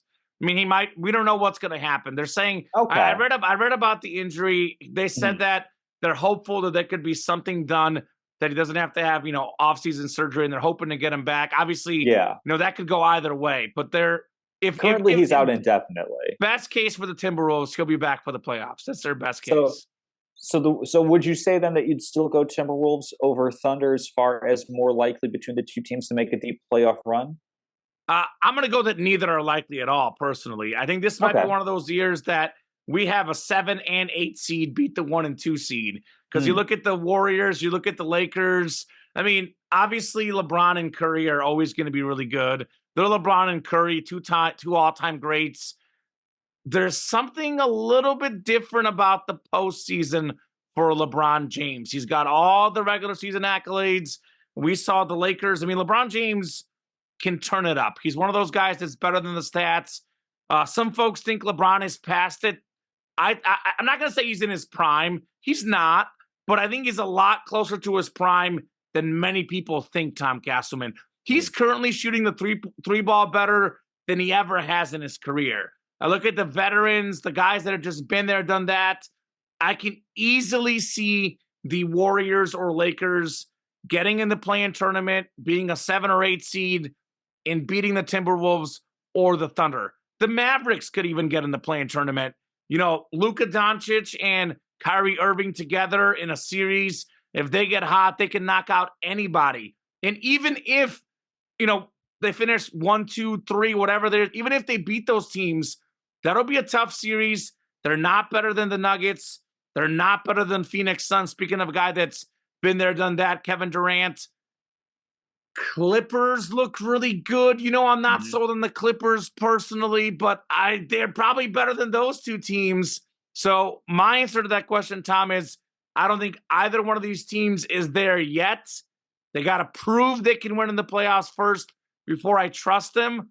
But of the two, even if Karl Anthony Towns is 100% healthy, I actually think OKC is the more likely bet because they have more clearly defined roles. There's something about the Denver Nuggets that makes them work. Everybody knows Jokic is the guy. Everybody knows Jamal Murray is the second guy. In Minnesota, it's not fully clear. Anthony Edwards is a little bit more the guy. He's leading the team in scoring, but on a given night, maybe it's Karl Anthony Towns. Again, those two guys have not proven anything in the playoffs either, by the way. Now look at Shai Gilgeous-Alexander. I know I said earlier I wouldn't put him second or third in MVP voting, but I would put him top 5, 6, 7 ahead of both of those guys. We're talking about who's the better player. He's better than both of those guys. And I look at a guy like, obviously on his own team, Chet Holmgren. He doesn't care about the numbers. He's a guy that may not score 20, 30 points. He is one of the best overall basketball players in the NBA, better than his stats. He'll get you rebounds. He'll get you shot blocks. He'll get you clutch plays. He will do exactly what the team needs him to do. There's no question marks of, is it my team? Is it your team? This is Shai Gilgeous-Alexander's team, and everybody else behind him, they know what to do to fit in that team. So I think OKC of those two teams, even if Karl Anthony Towns is healthy, is the better team. I think there was an earlier game this year where Cat went for 60-something points, but in the fourth quarter, they blew the game because he kept jacking up shots and he wasn't making them anymore. And the thing with him is he's really good, but is he a post player? Is he a three-point shooter? Is Anthony Edwards a scorer? Is he a guy that sets up his team? Because Shai Gilgeous-Alexander is a scorer, Tom. He can pass, but we know what he's there to do. He's there to score the ball. He's got his other teammates that can rebound. I like OKC better of those two teams as far as who is more legit come the playoffs. But I personally am not feeling either team. And the Timberwolves, for me, scare me a little bit because they kind of remind me of the Kings last year. Talk about regression of the mean. The Kings overachieved last year, and we knew they weren't for real. I think Timberwolves are kind of the same. Yeah, Towns is good. Edwards is good. Who else is good on that team? I mean, Rudy You got Rudy Gobert, Gobert, Mike he's Conley. he's talk about guys that are getting a little bit past it, Tom, on the last stretch of their careers, But Tom. also clearly defined roles. I mean, Rudy Gobert knows that he's like, I get the rebound and I knock the ball away. And if I get Now, it near the bucket, I'll dunk it. does But that's that make about it it. harder for Towns though when he's hot, when there's two centers in there? Does it crowd it up a little bit? Does it make him Well, no, go because to he the 3-point shoots. line? I No, know. because he shoots as much as he does, and that's actually something he's proud of adding to his game. I mean, he wants to be known as the best shooting big man of all time, type of thing. I like for me, the Karl Anthony Towns injury definitely is significant because it is going to shake up the standings so long as he's out.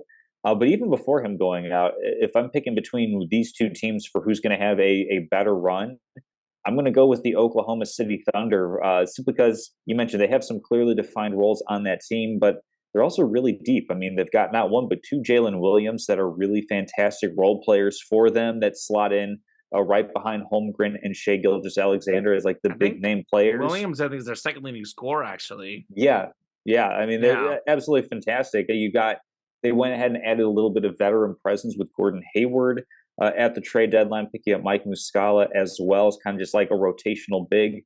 They're deep enough that if there is an off night with foul trouble, if there is some sort of minor injury where somebody's got a sprained wrist or an ankle and they got to miss a game or two in a series, that you still have really viable talent on the team. So I like the Thunder as being a little bit of a dark horse. I thought preseason that they were going to be farther down in the standings as an upstart, maybe like that 3-6 spot, kind of challenging the home team type of thing. But as of right now, they're going to be front runners, at least as far as having home court advantage goes, as far as seeding goes. Although I have no doubt that once lines open up on who's playing whom and what the spreads are going to be, the over under on total games in a series, Thunder are going to find themselves as underdogs. So that's going to be an interesting little psychological point that I think they'll be able to use as well. So it'll be interesting to see how it shakes out. I mean, the Western Conference is really, really tricky insofar as I think we've got the 10-team field for the most part set. I don't see the Utah Jazz or the Houston Rockets really jumping up the 5.5, 6 games to knock out the Lakers or the Warriors. The Lakers play the Thunder tough, by the way, Tom. I'm telling you, Lakers Thunder matchup. Lakers can play a lot of different teams tough. I mean, I think they're sitting in the 10th spot, but they've got a winning record of 34-30. Whereas if you move the Lakers over to the Eastern Conference, that would be good for. Okay, I mean, like they'd be a couple spots higher. They'd be sitting right in like that 8-9 spot. Yeah, but I watched the Warriors last night beat the Celtics or the Bucks by more than 20, 30 points.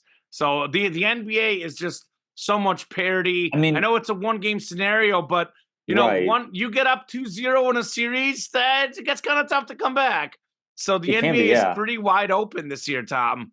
Pretty wide open for me. I don't know if I would say that the NBA is wide open. In the West especially. The East is a little different. The West is wide open. I think any team in the West can win. The East might be really a two-team battle, but the West East is absolutely open. A two-team battle as we slide into that conversation of we've got the Celtics atop the conference, atop the league right now with a win-loss record, phenomenal home win-loss record, 29-3 defending home court, top differential, a point differential in the league. The Bucks 8 games behind, but if we were to put the Bucks into the Western Conference, they'd be right there as a top 4 team, and this is a classic example of like I like to use point differentials kind of an indicator of how good a team is over the course of a full season. But I mean, they are fairly clearly a different team now that they were prior to making the move to Doc Rivers. Went through a bit of a bumpy period, but winners of 7 of their last 10, so they're in a really, really solid spot. Their point differential, while it's kind of middling on, not a great point differential as far as being a second seed goes, certainly better now that they have a little bit more of an established presence. They've kind of worked through some of the kinks. And then the other team, the third team we're going to talk about, mention them briefly, the Denver Nuggets. as they are the third seed in the West, the And third let's throw seed the in their Clippers own on there division. too, Tom. I was looking at the odds. Yeah, Those are the four favorites: Bucks, Celtics, Nuggets, and Clippers. Not a yeah. Let's particular put the Clippers in order. as Those well. are, I think it was the Celtics are first, and I Mhm. can't remember who was second and third, but those are the top four in the betting odds. And they're pretty Yeah, far ahead of everyone else, those four. yeah, and rightfully so with how they played the season. And I think I know where we're going to be going in this conversation. Of But I think we're course. going to start at least in the same conference as far as East versus West, because as I said, I mean, we've pretty much got the 10-team field figured out in the West. And really, I could make an argument for any one of these teams to advance to the Western Conference Finals, to advance from that to the NBA 100%. Finals. I mean, we've got Clippers and Nuggets as the established teams that are playing the best right now, but there's enough talent that anybody can get hot. Whereas in the East, you could say like Cavaliers, Knicks, they're having a bit of an upstart season. The 76ers with the Joel Embiid injury, they're hoping he can come back, Never but forget the Heat. they're Never, falling off a ever little forget bit. the Heat. The Heat They're currently definitely the third sitting. team for me in the East, without question. Yeah, they're going to have a tough matchup against Cleveland, but that's going to be kind of like an Yeah, iron sharpen iron type of they'll series beat where them. both teams are really strong defensively. They'll beat them. But of the four teams, who's most likely to advance to the NBA Finals, win the whole thing? I mean, we're both in the Eastern Conference, but we're going to be opposite. Where I'm going to go Boston on this one, and you're going to go Milwaukee, Of right? course. Yeah, I mean, look, Tom, I think we've seen this Boston team. I know they added Porzingis. He is a really good third option. Uh, Who else did they th- add? your boy Drew Holiday. Yes, I sir. know. I know they added He's him my as guy. well. Championship pedigree. Yeah, I'm not disagreeing entirely with that, but uh, I guess their team, Jalen Brown and Jason Tatum. What's that age-old saying? You live by the three, you die by the three. Mhm. That the Boston Celtics are not Steph Curry, Klay Thompson, Kevin Durant, the prime Warriors, where they make such a high percentage of the threes that it's not going to matter. They're too good at the threes. The Celtics have these moments like this 20 plus fourth quarter lead they blew to the Cleveland Cavaliers. I know they were in the finals, 1 year against the Warriors. They Mhm. were pretty close. They lost to the Heat, though, in that seventh clutch game. I really like the Milwaukee Bucks because I love the duo between Giannis and Dame. They are kind of the perfect pairing in that Giannis can get you the easy buckets down low. The Celtics don't have anybody that can consistently do that. Porzingis sometimes, Tatum and Brown can drive sometimes, but Porzingis is more of a perimeter player, if we're being fully honest. Mhm. Giannis is looking to set records of guys that are getting 30 plus points and still shooting an efficient percentage. I was at the Bucks and Bulls game on last Friday. It was really fun. You just can't guard Giannis when he's so big, he's so long, he's so fast, he's so strong. Like, there's just nothing. I know people will say, like, make him shoot, but people have been saying that forever. He still puts up over 30 points, shoots 60%. He's so good at what he does. I know it sounds simple, but they could put two guys on him and he'll do a spin move and score. He can get the easy buckets that the Celtics cannot get. Damian Lillard, fourth quarter. The one question mark about Giannis, can he hit a big shot in the fourth quarter? Dame time. It's literally a thing. Who do I trust more with the game on the line? Jason Tatum or Damian Lillard? I trust Damian Lillard. I get at this stage in their career, maybe Tatum is a little bit better overall player, but I think Lillard for me is still better than Jalen Brown. I think Giannis is better than Tatum. It's a better 1-2 duo. And it's not like the Bucks don't have some guys that are really good role players. Bobby Portis, Brooke Lopez, Jay Crowder has that championship pedigree. They've got some guys around those guys that know how to win games. Their defense has gotten much better. Now, why are they winning now? Their defense is much better. Why did they make that move to let Doc Rivers coach? Because they felt like he could get their team to buy into defense. They have bought in. So I think obviously I agree with you. The West is a harder conference by default. You know, Mhm. Celtics and Bucks are the two best teams by a good margin in the East. So those are the best odds. I actually like Denver more than Boston, though, as well, just because same deal. Jokic can get you easy buckets. Jamal Murray's got that inside-outside combo. They have that diversity to the game. They've actually proven they can win these clutch games in the playoffs. Now, I know I look at Boston made that run, but you look at Milwaukee the last couple of years when they lost, Tom, Giannis was hurt last year. The year before that, it Sure, was a yeah. 7-game series against the Celtics. I'm not saying that he is, unbelievable, but Chris Middleton is a pretty good basketball player. There was a lot of close games in that series. By the way, Middleton's hurt right now. He comes back, Bucks get even better. I think if Chris Middleton had been there 2 years ago against the Celtics, I don't even think they make the finals against the Milwaukee Bucks. Tatum and Brown are really, really good. I don't personally think either is great. They're way too inconsistent for me. I look at Giannis, a very consistent player. I look at Jokic, a very consistent player. I look at the duo, Giannis and Lillard.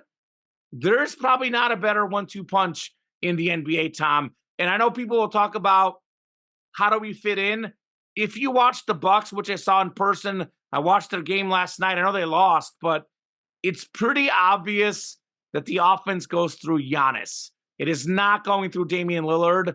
I don't know if he's happy or unhappy. I don't know how much, in the bottom of his heart he accepts it. But if you watch what he's doing on the court, Damian Lillard has clearly accepted this is Giannis's team. This is Giannis's team. Dame time is number 2. And if that's your number 2, oh, man. I think Milwaukee Bucks, my preseason pick, they're going to win the championship. They're the most likely team to win it. The Clippers, I want to see those guys in the playoffs. I know Kawhi's done it, but Paul George does not deliver in the playoffs. James Harden does not deliver in the playoffs. Russell Westbrook, not Brook, does not deliver in the playoffs. Some of these guys, future Hall of Famer Russell Westbrook to you, mister. they don't have it in the playoffs, the Clippers. I'm not buying them one bit. I think, Milwaukee, Boston, the Nuggets all could win. I wouldn't put the Clippers as my second favorite in the West. I would actually put the Suns and the Lakers ahead of them for me. So it's going to be very interesting, but I do like Milwaukee to make some noise and win the NBA championship this year. It's kind of a really big one for both Giannis and Dame time because Dame doesn't have that championship, which he needs to be put into the sort of, I'm not going to say top 20, but maybe top 30, top 10, guards ever. He's missing that championship. Giannis also wants to be put in that pantheon of, can I be top 10? Can I be top 15? Because there's rumors of him leaving Milwaukee. I think this is a good chance for him. I think the Bucks, Doc Rivers, I'm not 100% sold on him, but is he a better coach than who they had before? Probably, Tom. I think the Bucks look at this. Let's win right now. This is their moment. I think this whole team kind of senses it. They don't want to hesitate. That's why you make that move. You make that move because you want to win right now. I think Milwaukee is going to win right now. NBA champs, Milwaukee Bucks, baby. Yeah, I like. I'm still going to stick with Boston. I mean, I'm going to be interested to see toward the end of the season once we have a greater sample size for the Bucks to see where they end up now. Because for me, I like looking at efficiency ratings simply because the NBA different teams play at different paces, and it's more about just like the total number of points you put up, and even point differential a little bit. I like looking at the efficiency metrics for Boston, depending on where you look. Whether it's team rankings, they are 1 and 2 in offensive and defensive efficiency. You go over to John Hollinger on ESPN. Boston is number 1 in offensive efficiency and 3rd in defensive efficiency. And typically, you have to be incredibly good at both. I think that they have a really deep team. So, I mean, the Bucks definitely are going to be right there. Definitely going to be a solid matchup as well. So the more those guys play together, the more they have Rivers as the coach, the more they get better.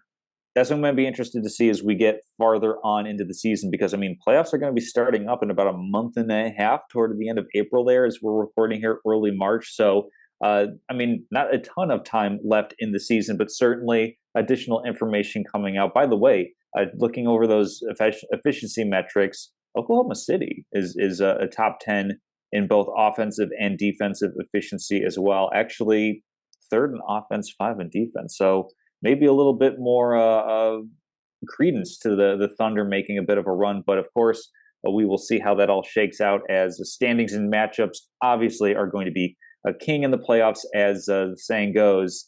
The style makes the fight. Moving over to betting locks of the week, been a little bit. I've got it here since we've met up on that, so these are going to sound quite dated. But I believe overall, Kamen, we've got really solid records on the season. Yeah, so last time out, which was a few weeks ago, I was 3-0. You were 2-1. I had the Warriors -1.5 over the Jazz. This game was kind of crazy because the Warriors were up big for most of the game.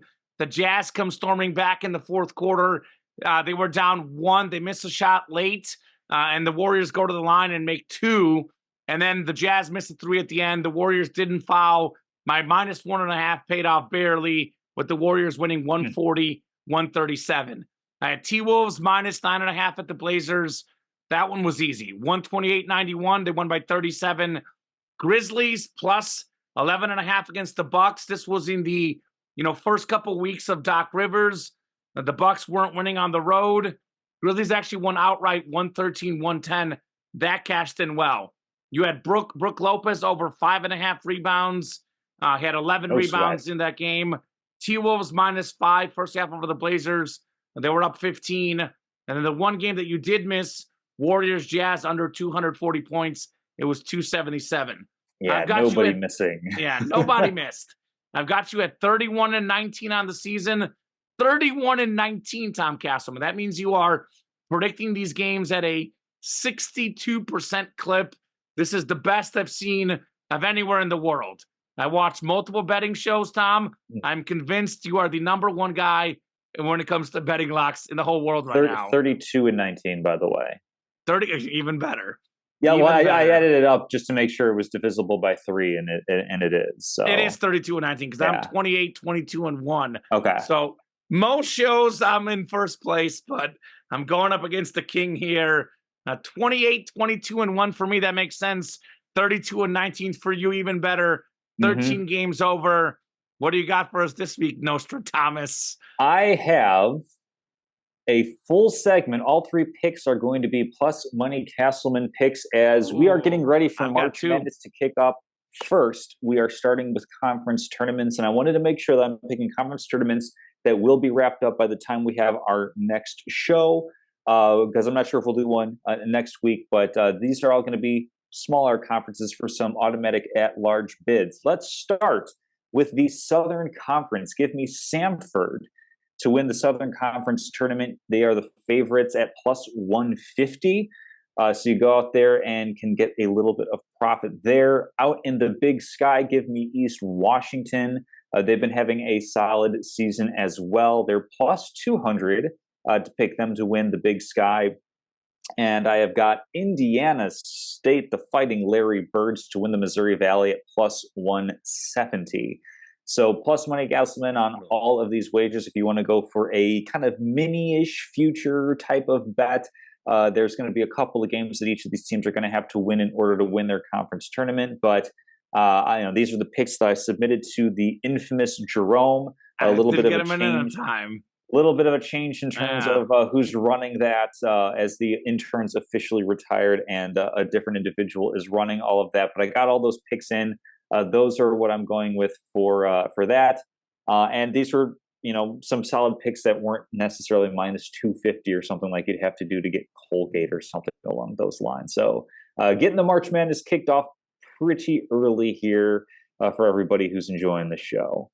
Yeah, I'm going plus money Kamen instead. Kamen Entchev. There you plus go. Money.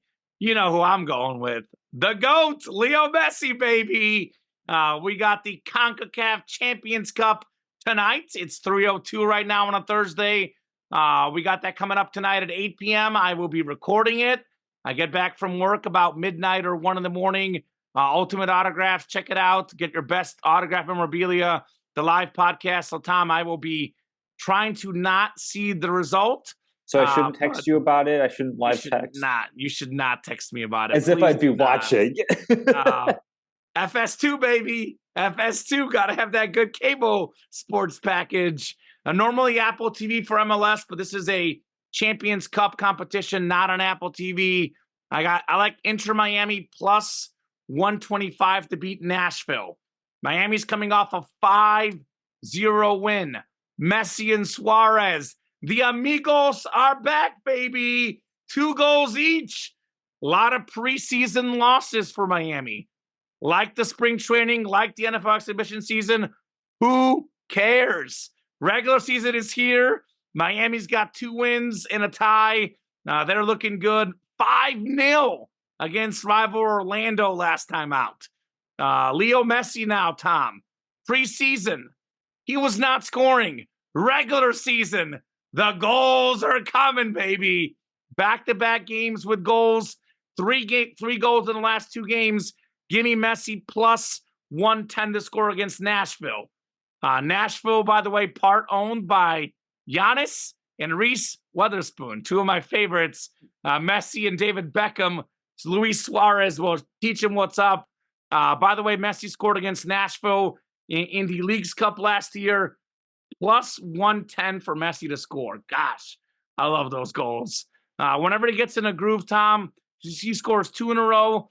Gets to be 3, gets to be 4, gets to be 5. It's Messi mania, baby. Plus money, Kamen, Inter Miami tonight. And then we were talking plenty about the Nuggets and Celtics. How about a Nuggets and Celtics Thursday night basketball game tonight? It is a pick'em, Tom. Money line minus 110 for the Nuggets. Money line minus 110 for the Celtics. This game in Denver, where the Denver Nuggets are 24-6. The Celtics are a really good road team, but a more modest 19-10. Denver's coming off a home loss. Nikola Jokic is coming off, wait for this, a bad basketball game. We have figured out that Nikola Jokic, apparently Tom Casselman, is a human being. He's actually human. He had 7 turnovers and 5 assists the last game. Shot 8 for 18. He's not having back-to-back bad games. Nikola Jokic is going to dominate tonight. The Celtics have nobody that can stop him. The MVP, 2-time MVP, is going to shine. The Nuggets are not losing 2 games in a row at home. That never happens. Minus 110 for the Nuggets to win at home. When do you get that line? When? Never. Just tonight, Tom. Just tonight. So Nuggets to win outright against the Celtics. Minus 110 tonight. So I got a lot of plus money, 2 plus monies.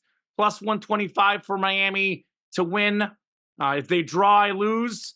Plus 110 for Messi to score. He can get 3 assists. I still lose. Got to get the goal, baby. And then the Nuggets, minus 110. This is kind of really good because you don't get Messi and Jokic odds this good all that often, Tom. So when you get that plus 110, that plus 125, that minus 110, you put all the chips in and you bet big. So that's what I'm going with this week. So you're double dipping on Nash or Miami and Messi then. Yes, double dipping. I wasn't going to do it originally, but then I'm like, you know what? I'll do it because you know what's going to happen? One of the two is going to happen. They're going to draw. Messi's going to score, or Messi, isn't going to score. They're going to win. I was like, which one am I more confident about? I don't know, about even. Let's put them both in. Worst case, I go 1-1, Tom. They're both plus money. I profit either way on the $50 I put in. So figured let's double dip tonight. If one of them hits, if one of them hits, I profit. Which it will. It will. All right, trivia for today. I've got a fun one. This I saw a couple weeks ago. Chet Holmgren and Victor Wembanyama are the first pair of rookies to record 150 blocks in the same season since which other pair of rookies? So it's been a little bit of time since there's been another pair of rookies that have gotten 150 blocks in a season. So, Kamen, can you guess who that rookie pairing is? Well, I'm just gonna guess because one guy that got a lot of blocks. Is Hakeem Olajuwon one of them? Nope, more recent than that. More recent than that. More Okay. recent than that. Yep. So big guys, I'm guessing. Hmm.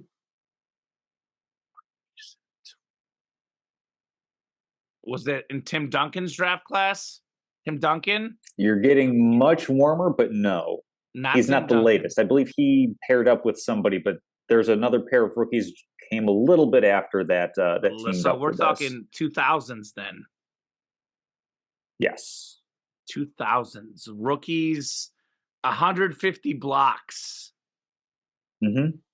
Okay, no, that's not him. He was before that actually. Hmm.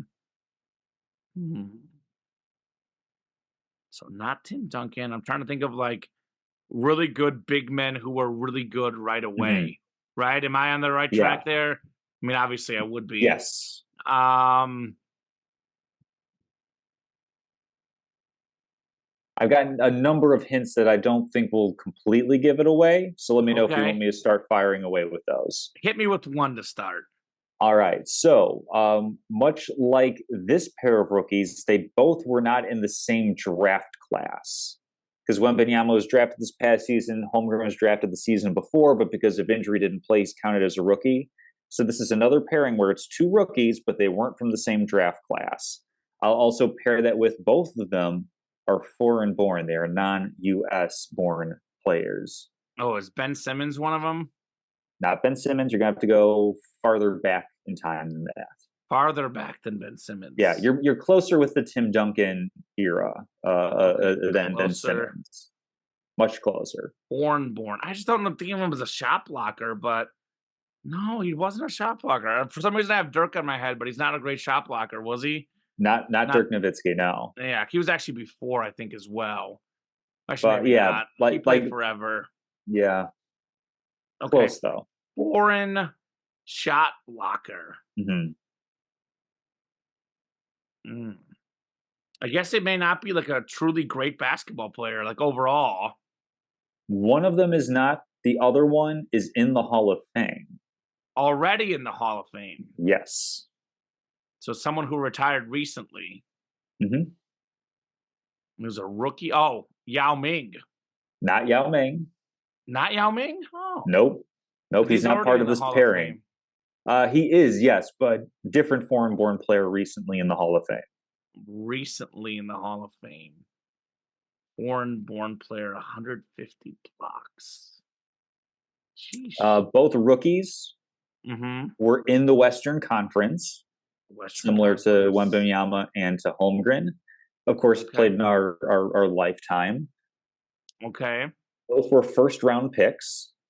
Okay. Well, I figured that So, much. All right. Western Conference in the mhm, Hall of Fame recently. Big guy. So in the how's he in the Hall of Fame already? So it's got to be one of them's got to be really, really good. mhm.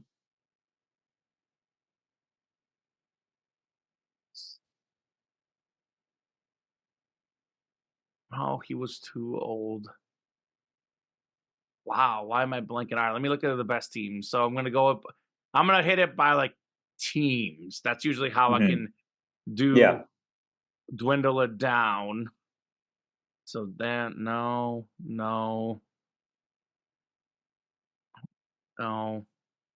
they wouldn't have him. Wouldn't have been on that team. See, it's funny because the basketball now that they don't do divisions, I don't have the divisions memorized in my head. Yeah, they Like they they switched I it up a have little bit. the seeds memorized. The recent Hall of Famer. Why am Mhm. I blanking? Usually good at this. Recent Hall of Famer. Western Conference. The Hall of Oh, Paul Gasol. Pau Gasol is one of them for the Memphis Yeah, Memphis Grizzlies. Grizzlies. That's the one that's a little easier to get. The other guy, a bit more fringe because he didn't play as long in the NBA. So he's retired. Is that a clue? He is retired. He has been for a while. Started out strong, but not a Hall of Fame career. He's not going to make it. And they both were So really good the Gasol rookie year. was what year? He was in He was 2004, he was in the 2001 2002 season. So he was 2001. the one that was drafted the same year, third overall to the Grizzlies. This other guy was drafted a few years prior, but made his NBA debut in the 01-02 season. So it was a foreign guy. Mm-hmm. I can even give you the country if you like. Sure, that might help Russia. me. Andrei Kirilenko. Andrei Kirilenko is the other one. Yeah, he was drafted in He 1999. got that many blocks. He's like a small forward. He was like 6'9". Yeah, he's like a So small forward. yeah, but really, Yeah. really athletic, great defensive player. Started out strong, eventually went to the Nets. That was going to be another guess, is both of them, or a hint, is both of them played for the Nets at one point in their career, but they weren't teammates. Gasol sooner. But yeah, wow, Well, that's a good one. I don't think of Pau Gasol as a shot blocker. I mean, obviously, being was he 6'11", 7 foot, he's tall enough for it. But I think more of like he's a good passer, a good scorer. So rebounder. Yeah, exactly. Shot blocking is not what comes to mind for him. But yeah, Andrei Kirilenko, Pau Gasol in the 01-02 season, they were the last pair of rookies to have 150 blocks each. Well, this is one I always use on my memorabilia show whenever I pull this athlete. But there's one, we got college, the combine, we're transitioning to the draft, college NFL. There is one running back that is top 10 all time in college rushing yards and top 10 all time in NFL rushing yards. One guy. Can you name him? I'm just going to go ahead and start just to give you one clue. We never watched him play. So we got to go back. My first guess is going to be Walter Payton. Not Walter Payton. Would it be Jim Brown? Not Jim Brown. The 12-game seasons. He actually wasn't even in college either. It is a Hall of Famer, pro and college, obviously both. Former Heisman Trophy winner in college. Would it be the Juice? Is it O.J. Simpson? Not the Juice. Okay. Earl Campbell. Not Earl Campbell. But you're sort of in the right time period-ish. Like Franco Harris, Pittsburgh Steelers, Penn State? No. I'm trying to think top all-time running backs. I mean, we saw Barry Sanders. This guy played for probably in the history of college football, the one college that has more NFL players. Like, it's not a great college program, but they have tons of NFL players that have been amazing Hall of Famers. And he also played for the Dallas Cowboys in the NFL. Would it be Tony Dorsett? Tony Dorsett. Yeah.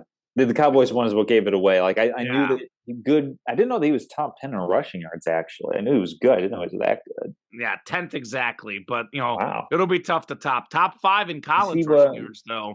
Was he Pittsburgh? Pittsburgh, the same place as Dan Marino, Larry Fitzgerald, Aaron Donald, Darrelle Revis, LaShawn McCoy. We can go on and on. Yeah. Which is the one that doesn't fit? Yeah, exactly. Among those guys. Are you wearing the Bulls, Cody, Tom? Oh, yes, I am. I like it. Yeah, I like the pattern on it. They had a big win last night against the Jazz. Hung on barely. It doesn't mean30 anything. 32, baby. We're going to the play-in tournament.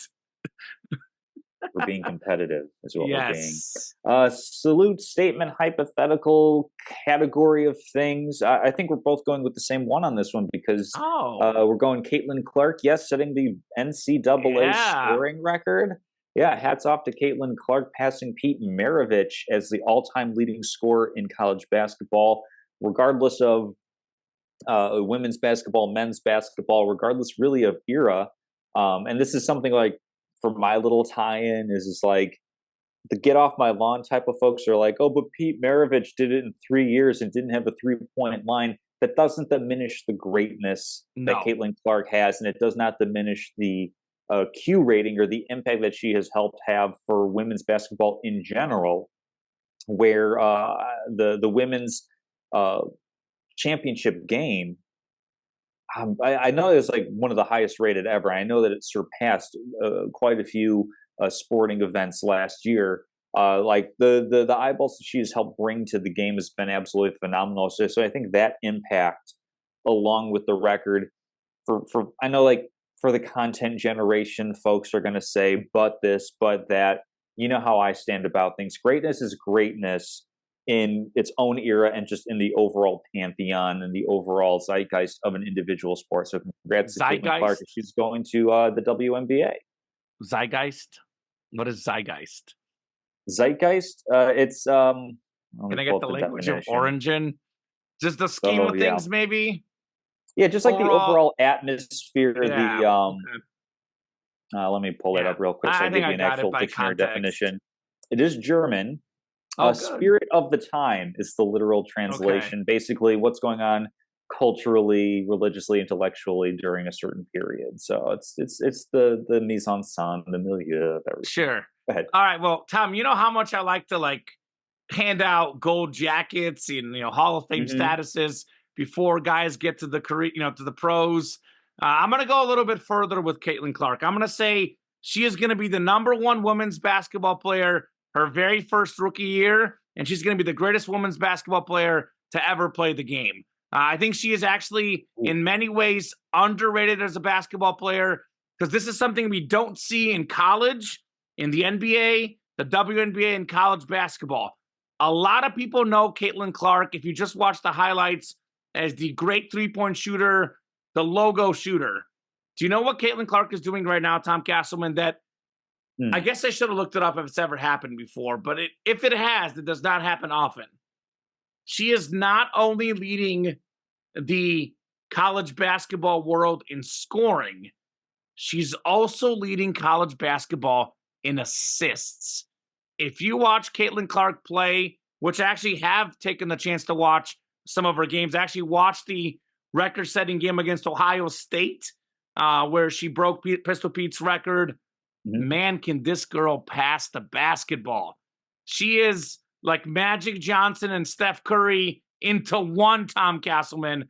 Now, obviously not as physically built as Magic, but she is such a great passer of the ball. She's averaging 32.3 points per game, and she's getting 8.7 assists per game. Now, for the Hmm. guys that will question her size, what can she do? She's also averaging 7.3 rebounds per game for good measure. She is the best women's basketball player we have ever seen in this world. She is Sabrina Ionescu on steroids. She is a better shooter than Ionescu. She's a more explosive player. She's a better passer. I think she's going to be the best player in the game right away. And I've seen a lot of professional sports, Tom. One of the few professional sports I have not seen in person is the WNBA. And next year, whether it's in Chicago when she comes to play here or whether I'm going to go to Indiana to watch her play for the Fever, I will be making my first WNBA game in person. She is must watch television. She is on my active pantheon of basketball players that are must watch. And she might be #1 right now. For me, Curry, LeBron, Luka Doncic right now, Nikola Jokic, Giannis, and Caitlin Clark. That's the guys that if they're on TV, I got to watch it. She is so, so good. Now, just her ability to pass the basketball. She makes a lot of those just insane passes. And I think a lot of the casuals on, watching Sports Center, watching Twitter, don't realize how good of a passer she is. She's going to be instantly the best passer in the WNBA, also instantly the best shooter. She's going to be Diana Taurasi and Sue Bird in one to go women's basketball comparison as opposed to men's basketball. I am all in on Caitlin Clark, the best women's basketball player that has ever graced this wonderful world, Tom Casselman. I mean, I'd say she's in that conversation. She's in that room. But I mean, like, I also know there's like Lisa Leslie from way back in the day, Cheryl Swoops, Deanna Taurasi, Brianna Stewart. Not Brianna No, Stewart. All right. no, Multiple no. MVP. Okay. Yeah, she'll be beating Brianna Stewart now to the MVP next year. I don't know about the team record, the win-loss, because her team will be last in the league. Brianna Stewart also Oh has yeah. Sabrina Ionescu. I know we have Asia Wilson with Kelsey Plum. So we Hmm. have two super teams. Sure. I'm not saying the Fever are winning the championship, but I am saying She will likely lead the league in scoring and assists as a rookie next year, Tom Casselman. Just what she's doing right We'll now see. in college. We'll see. It's Incredible. definitely going to be a steep step up in competition, to be sure. So, Well, Ohio State, top 5 team in the country. She didn't care. South Carolina last year, or LSU in the championship. She didn't care. She's just going to get buckets. It's what she does, Tom. we'll see. Caitlin It'll Clark. definitely be interesting to track her career, because I think she is, for a lot of folks, kind of like the gateway into women's basketball, and kind of watching it from the lens of it being a better, I don't want to say like a better product, but like it's a more widely viable and more widely accessible viewing product than it has been in years past. So she's bringing a lot of fans in with her, and that's never a bad thing for a sports league. Love it. Love it. All right. Well, hey, great show, Tom. We'll see if we'll be back next week or not, but for sure, 2 weeks from now, we'll have our March Madness preview, because we are, let's see, Friday, Saturday, carry the 10 days away from Selection Sunday, unofficially. I don't know if my math is good enough. So we'll have plenty of talk on March Madness. I think we'll do, actually, Tom. So Tuesday morning, I wake up from an early work meeting. I usually take a nap after. I'll stay up. So we'll definitely try to do it on a Tuesday morning. There we go. So the guys have plenty of time to, watch our preview before the Madness gets kicked off on Thursday. That's actually 2 weeks from today. At this moment, in 2 weeks, Tom, we're going to have college basketball March Madness. It's going to be a fantastic tournament as always. Oh, yeah. One thing to think about, though, talking about Caitlin Clark, as far as individuals go, she is more compelling than any individual men's player at the current moment. Easily. Her stardom is far above any of the men's players. And we'll even be talking about the women's tournament, Tom. We'll do a little bit more in depth on the men's tournament. We'll have some women's Final Four picks, national champion picks. It's going to be a whole lot of fun. Ton of fun. Looking forward to it, Kamen. Yeah, good to be back, man. Have a good one. Thanks to all the guys listening, watching, guys and girls. Thank you so much, guys. And we'll see you soon.